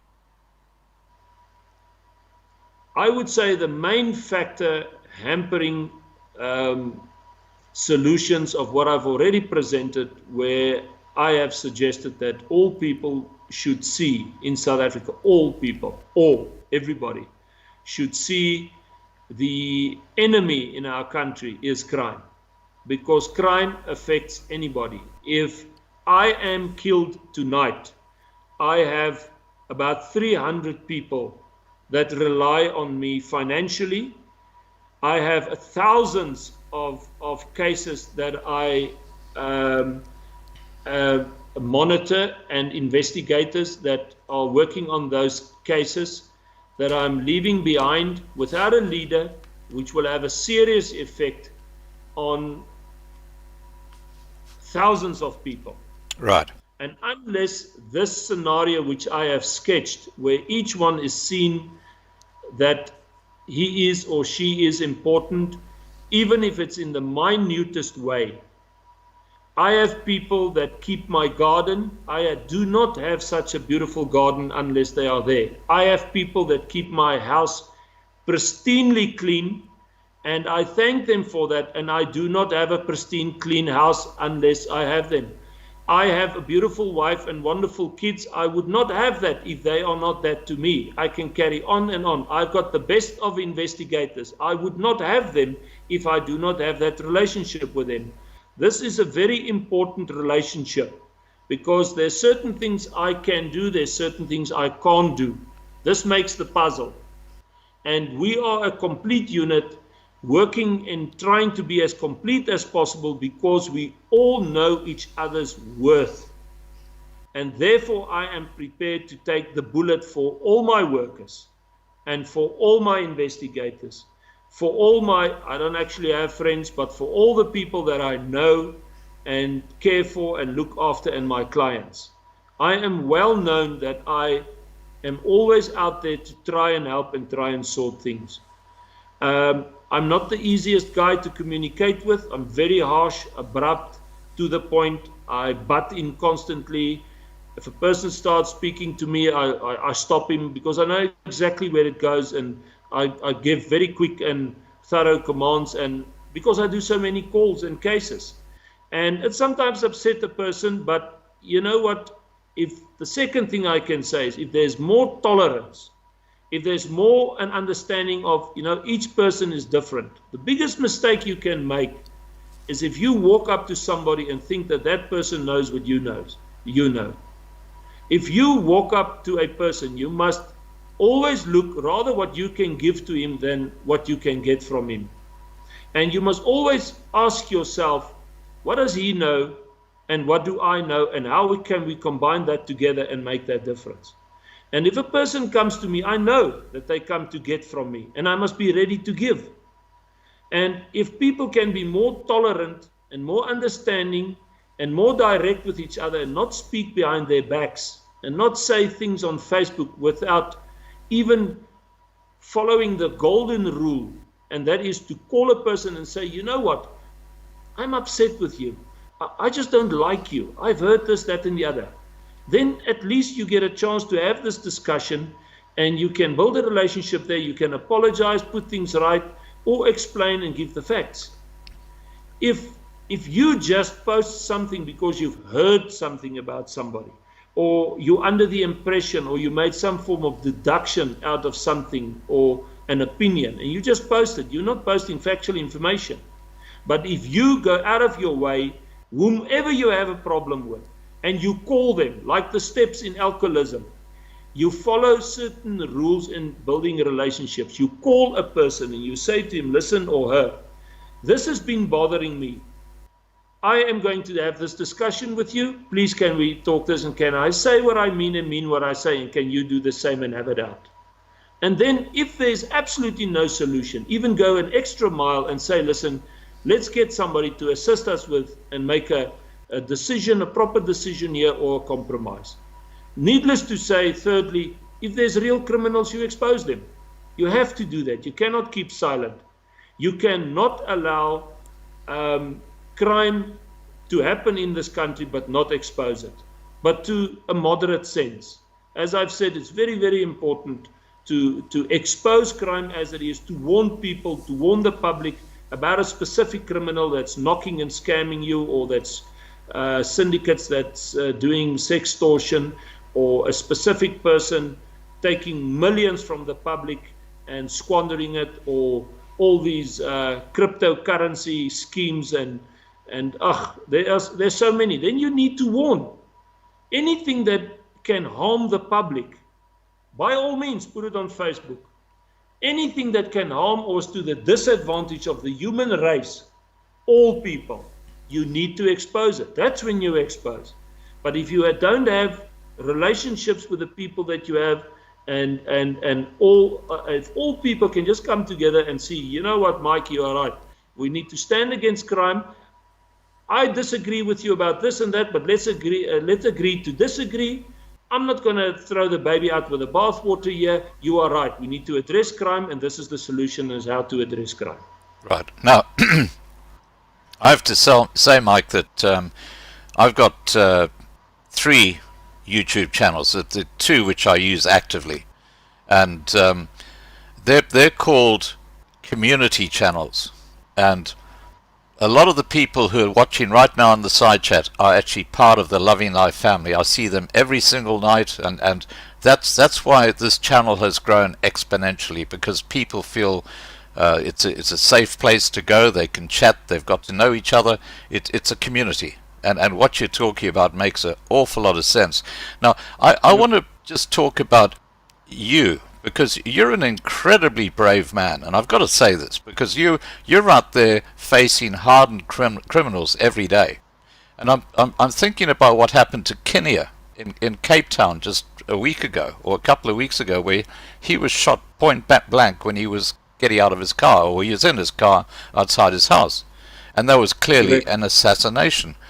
Don't you worry about this happening to you? Because you did touch on that just now. Ironically, Scott, I don't, because I'm very, very stable in what I believe in. I believe in God, the God of the Bible, and I say it to no offense to anybody else, but that is what I believe in, and I believe that God has created me, He has given me breath, and He is the only one that can take it. And if I'm to be killed or assassinated, there would be a reason for that, and it would be in God's allowed will. Although I do strongly believe that I will not die soon, I think I've still got a lot to offer, and I'm ready and willing and able to do so. I don't think on the thought of who is my enemy. I must tell you this, I see crime as the enemy. I have dealt with the worst of the worst gangs, but they all respect me. You can phone any gangster and they'll tell you why they respect me. It's because I say it exactly as it is. If there's one thing gangsters hate, and syndicates and mafioso groups, is when you're not truthful with them. They've got a code of conduct. The Hells Angels, the elite groups, bouncer groups, you name it, all the horrific groups that we've had in our country. If there's one thing they hate, they call it a draadsitter. And that in English means you're in the middle. When the wind blows this way, you're there. Sitting on the fence. The wind blows that way, you go with the flow, or suddenly you're with this group or that group. They've always respected me because they knew I was the competition, in the sense of keeping them either on their toes or closing them down or going up against them, which obviously they also adapted to and make better moves as to evade the authorities, etc. So it was iron sharpens iron here. But I've always been respected by all criminals, and many a times a lot of these criminals has turned and has come to my office and has made amends, and we've become we've built relationships. I am the first oak that will stretch out my hand to a criminal that walks in and says that he's parting his evil ways and he wants to make a difference. And I've got people working for me that has been in jail. I've got a lot of people and institutions that I operate with that had very bad histories, but they have changed. And that's maybe another point I wanted to mention just now as well. People can change. If you have a problem with somebody, take the chance to have a proper discussion with that person rather than to post constantly bad things about him by asking if that person has changed and what is his views now and can we talk about it. You know, proper communication will make you feel eventually much more relieved. There's a word in the Bible that in Afrikaans that says, 'n sagte woord keer die grimmigheid af,' which means a soft word spoken can take the heat and the aggression out of a situation. If you are a communicator first and then an action taker, you are on the right move. But if you're just an action taker and you just post or just go on or do things and you're irresponsible, you will never have peace. You will never have real answers, and you will never feel that you've achieved what you wanted to achieve. You actually, and all of us actually, all just wants the truth. We just want to know exactly what it is, what's going on, how it is, and where we stand with everything. I do hundreds of divorce cases, and let me tell you, the worst thing for a wife is being wondering. I wonder if he has an affair. I wonder if he really loves me. If you could take the wonder out of the situation or the uncertainty, you have a relationship. And I always say to people, you know, if you're uncertain or if this or that, talk it out first, then you know exactly where you stand. Right. That's good advice. You can either walk away or you agree or disagree, or you can build a relationship. Yeah, that's great advice. Now, you talked about the gangs. Do you, or have you had much contact with the prison gangs, like the 28s? Do you actually... They're a terrible gang, aren't they? I mean, is that something that you just cannot get through to? No. We are always available to anybody, but we can also do as much. And that is a gang on a different level. And to infiltrate there and to build a relationship, they will have to come from their side, because you cannot walk in there and say to them, hey guys, let's have a cup of tea.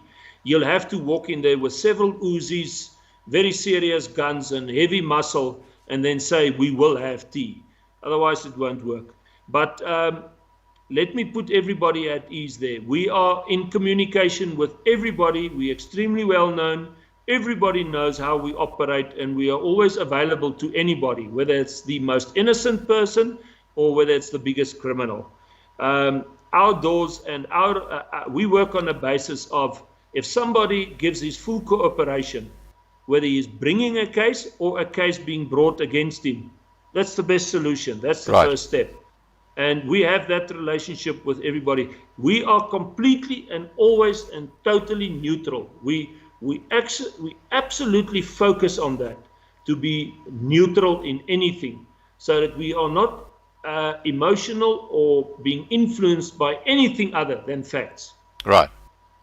Okay, now I've got a couple more questions for you, then we'll get on to your new Bolhuis series. But before we do, I just want to say to people, look, below this video in the description, you'll see the link to Mike's Facebook page, or his business's Facebook page. So please do go and check that out and join to keep informed about what his organization is doing.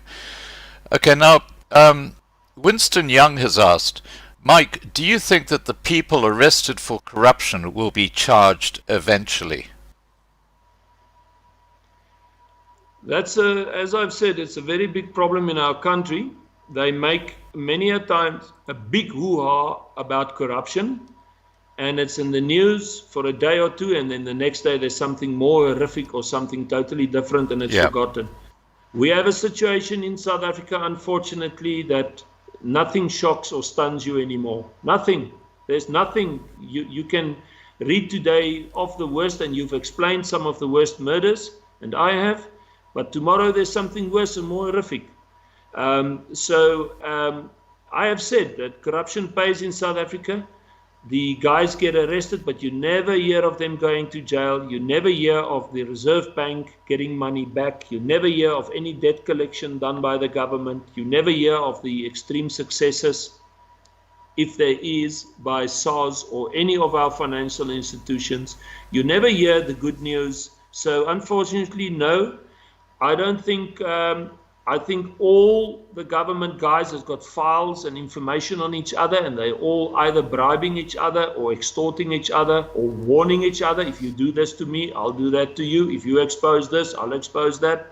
So it's an ugly, ugly, corrupt situation where I'm under the impression that many of these things that the media do write about is fed to them, or information that is actually factual, but it is so, but just to appease us and to stroke us a bit and say, you know, see, we're doing this, that, and the other, but you never hear of a success. You never, well, seldom. So now and then you'll see a hell of a story of cars and Porsches and stuff being taken and bank accounts frozen, etc. And then later on you suddenly hear the cars were returned and the bank accounts were given back, etc., etc. So there is absolutely no good news there. Right. The corruption will keep on as long as this government is carrying on as it's presently carrying on. There is no such thing as zero tolerance. And I think those that are caught, the guys that takes their place, has learned from the previous guys to take more money and be more careful. Right. Okay, now I've got one final question. If you've got any questions you'd like to put to Mike, guys, please post them now. Wolfie has asked, what if hacking is used for the good of the country and its people? For example, if Zuma was hacked, he could be completely exposed and anyone he had dealings with. What are your thoughts on that? Well, the law protects the criminal. You dare. You've just said previously what you're pertaining guns, what you're allowed and not allowed. I can tell you now, if you want protection, you cause a crime. If you really want protection, you need to cause serious crime, because then suddenly you've got so many rights. We have a very, very big problem with that. Not that we want to take the law into our own hands, but we have seen it many a times before. How many cases have fallen? How many people have come to see us and say, listen, this has happened, and this is what they have done, and the police or the authorities have seen that as unlawful, and therefore the case has been thrown out. You cannot literally touch the criminal today. Once he's incarcerated, it is a process. It's a slow-go judicial system. It is very, very frustrating, with corrupt policemen many a times involved, prosecutors that's corrupt, and judges that are insufficient. The chances of proper judicial and prosecutions in the near or in the future is going to be very scarce. It's always been. So hacking or exposure, South Africa does not have a proper cybercrime unit. We hope to have one soon, but we've been saying that for years and years and years.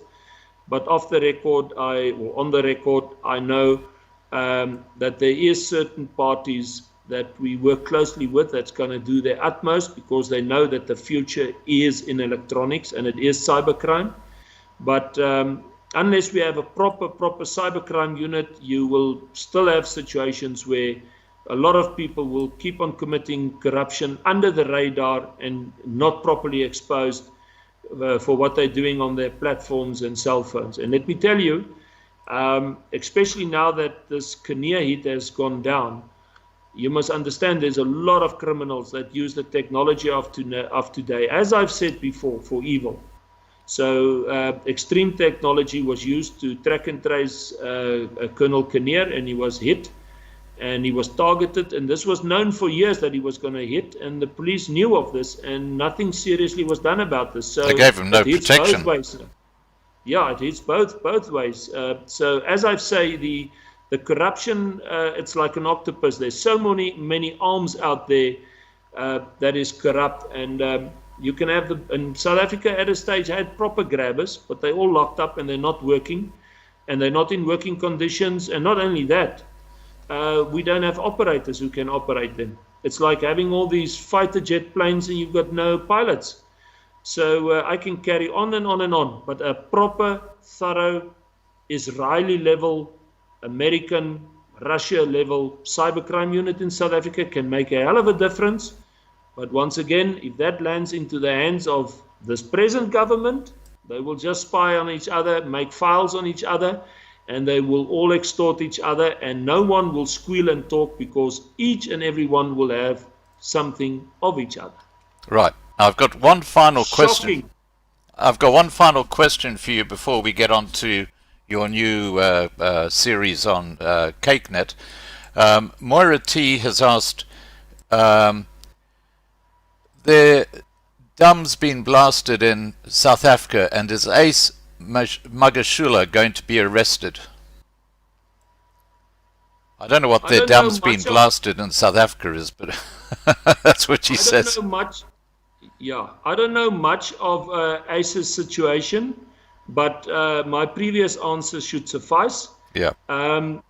The arrests on government level that is taken place, in my opinion, will not carry much weight and make such a difference to public opinion or bring change about, unless, as I've said, the main solution and aim that we're steering at is that President Ramaphosa speaks to the public as I have spoken to you. He needs to take a stand. He needs to be like me, if I can be that obnoxious. If this president and his government does not feel about this country as I do, I want to tell you, Scott, it's a difficult emotion for me to explain, but I am a totally unemotional, emotional person, which means this. It's very difficult to understand. Even myself sometimes have difficulty in understanding that. But I am not emotional when it comes to investigations, doing crimes. I can see any blood. I can deal with any horrific rape, child molestation. I can deal with the worst of the worst, etc., etc. But when it comes to seeing the demise of this country, the fall of this country, the poverty, the ignorance, the illiteracy, the suffering of people, the slaughter of human beings and animals. Remember, I'm an extreme nature lover. I was the originator of the Flamingo Project. I was the one that said, this is fucking enough. And I went and rescued 2,134 baby flamingos that were about to burn to death in the extreme Kimberley sun. And Stan Sam Linya assisted me with that. And then I created many hubs. So that's where my emotions come in. I love this country. I tell you now, if I can have half an hour with Ramaphosa, I will give him all my support if he were to change. The same with the heads of police. If I can just have a chat with all these people in authority and say to them, listen, I'm here to help, and I can get many others to help, but let's do this together and let's make a difference to this beautiful country. Because it's falling apart rapidly, and there will be nothing left soon. And that is where my emotions comes in. I, if I can say, love this country and its people. I really care for everybody. I want it to go good with the poor person in the squatters camp. I want him to have something to eat. I want him to have at least the basic facilities that any human being wants. I want that for the richest of peoples in South Africa. I want that for the poorest. I want safety and security. I want peace and some form of shelter. I want an authority that protects and serves. I want this for this country so much, and that's why I'm not leaving. And I've got the finances to leave, but I'm staying here and I'm trying to make this difference. And I think this is the only solution. I just need the government and the authorities, the police and so, to see it the way that I see it, because I think I am right, and I think if we can implement this, it can bring a change about. Right. Now, just for the record, DUMS apparently means deep underground military bases. Now, Mike, I want to turn now to your new Bolhuis series. It's starting on Kyknet on the 15th of October. I'm just going to put up an image so people can see more. They can actually see a visual of the Bolhuis program. Can you tell us what you're going to be doing? Is it going to be like dealing with particular crimes, or is it going to be an action series? What's going to be on there? It's the real reality. I don't know if you guys have seen a reality show and then you've said to yourself, this is acting, or there's something fishy here, or it doesn't have a ping sound, it sounds pong.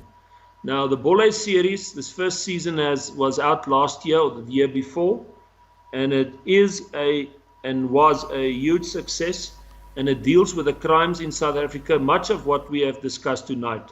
So the Bolhuis series is much of what we have done tonight, but obviously with cases being presented, interviews being done by other specialists and by victims or even the criminals. So it's 13 episodes. It starts at the 15th of October on a Thursday night, which is a very, it's a fantastic time, a slot. It's the most watched night, I believe. And everybody is looking very much forward to it because they have enjoyed Bolhuis Series 1. And as I've said, it deals with exactly what we've discussed tonight and what we're going through in this country, presenting cases, and it's all different cases. And we say it also exactly as it is, and we would say, really, this is the real reality. What you see there is how we are, and you've seen how I speak tonight and how I talk and how I present things, and then you will see there I'm the same. I believe in being transparent. I don't like the facade. I'm not like this in the church and this in front of my wife and this in front of you, Scott, or anybody else. I'm like this. I like to dress up. I like to have a tie and a shirt. I like to smell nice. I like a nice, strong perfume. I've got certain things that I like. I've always been like that. And the Bolhuis series brings the stuff in my life out. It shows where I live, what I love, what I do, how I deal with crime, what staff works for me, what the investigators does. And everybody that knows us knows that this is the real reality. And I can honestly say it is worthwhile watching because it deals with crime as it is and solutions. Because as I've said to you before, we deal with solutions. In other words, it teaches you, it gives you advice, and you can learn from every episode. Right. Okay, so guys, Thursday the 15th October at 8 p.m. on Kyknet. And I think that's DSTV, isn't it? Yes. Yep, okay. What we'll do, Scott, is they've started only just advertising that it's coming up, but what they usually do is they will make quite a few teasers. Some of them are quite hilarious.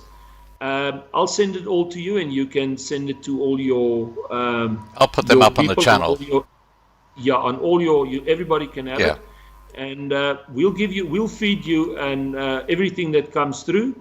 And I just want to say once again to everybody out there, thank you so much for spending time with Scott and me. Thank you for the opportunity, and I pray that God bless you guys richly with wisdom, insight, discernment, knowledge, prosperity, health, and all the brilliant stuff that I would want for you guys. And I pray that you are safe, and I pray that crime does not get a hold of you in any way.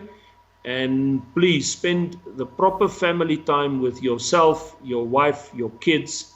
Value relationships and treat your neighbor like you would treat yourself. Love your neighbor like you would love yourself. And my battery is running low. So I think it's the best time to greet as quickly as possible. Fantastic. Now, just one quick question for you, Mike. Can you make sure that there's no copyright issues on those teasers that you send me with DSTV? Because what I don't want to do is put it up and suddenly, bang, I'll get a copyright strike through YouTube. Done. Okay, fantastic. I will learn from you, Scott. You tell me what you want, I'll give it. Okay, no problems. I'll do that. All right, Mike, look, I just want to thank you so much for spending a couple of hours with us. As I said earlier, I do apologize for that slight interruption in starting the live stream. That was a technical issue with my broadcasting software, which hopefully has been resolved, because it's really irritating when that happens, believe me. I want to thank our moderators in the side chat for doing the great job that you always do, and I just also want to thank we've had hundreds and hundreds and hundreds of people watching this live stream. I just want to thank every one of you for being part of this and putting your questions in the side chat or having a discussion. Remember that the Loving Life channel is a family channel. We're a community, and you can see that from the interaction of people in the side chat. If you want to join our family, just subscribe. It's that simple. And we have live streams most nights at 8 p.m. Johannesburg time. Saturday night we're going to have another jamming session, so you can sit down and listen to some great singing and relax. You know, just have a nice quiet evening. Okay, with all that being said, thank you so much once again, Mike. You know, you make a lot of sense in what you say. I got to say, you're basically talking about taking all the wind out of these stressful situations by people communicating, and that is such an important point you make. All right, I'm going to leave it at that, guys. I'm just going to close off just once again showing the teaser ad for Bolhuis. Don't forget, 8 p.m. starts on the 15th. Is it every Thursday night, Mike? Yes, every Thursday night. And how many programs will there be? 13. Okay, so it's a series of 13 every Thursday night from the 15th of October. Yeah, 1 hour long. Right, okay. Okay, so please take care, guys. I'm going to leave the side chat open for a few minutes so you can interact. The side chat will disappear on this video later today or tomorrow morning, because I'm going to edit out that piece which we had a problem with, and once I do that, the side chat just goes, and it's just a glitch that YouTube have. But well, I think we've covered everything that's important. All right, please take care, and once again, Mike, thank you, and please have a great evening. Thanks. God bless all. Ciao. And also just keep in touch with Marlena, Mike. If there's something that you want to tell the world, just let Marlena know and we'll have you back on. Yes, I will. And I'll always be available, Scott. If you ever want to do this again, you're more than welcome to contact me. Fantastic. And finally, once I've edited out that piece, which is a bit of a disaster at the very start, what I'll do is I'll send you the link, and feel free to share it with your groups and whoever. I'll get that to you probably in the morning, your time. Brilliant. Okay. Thanks. Okay, guys. Everybody.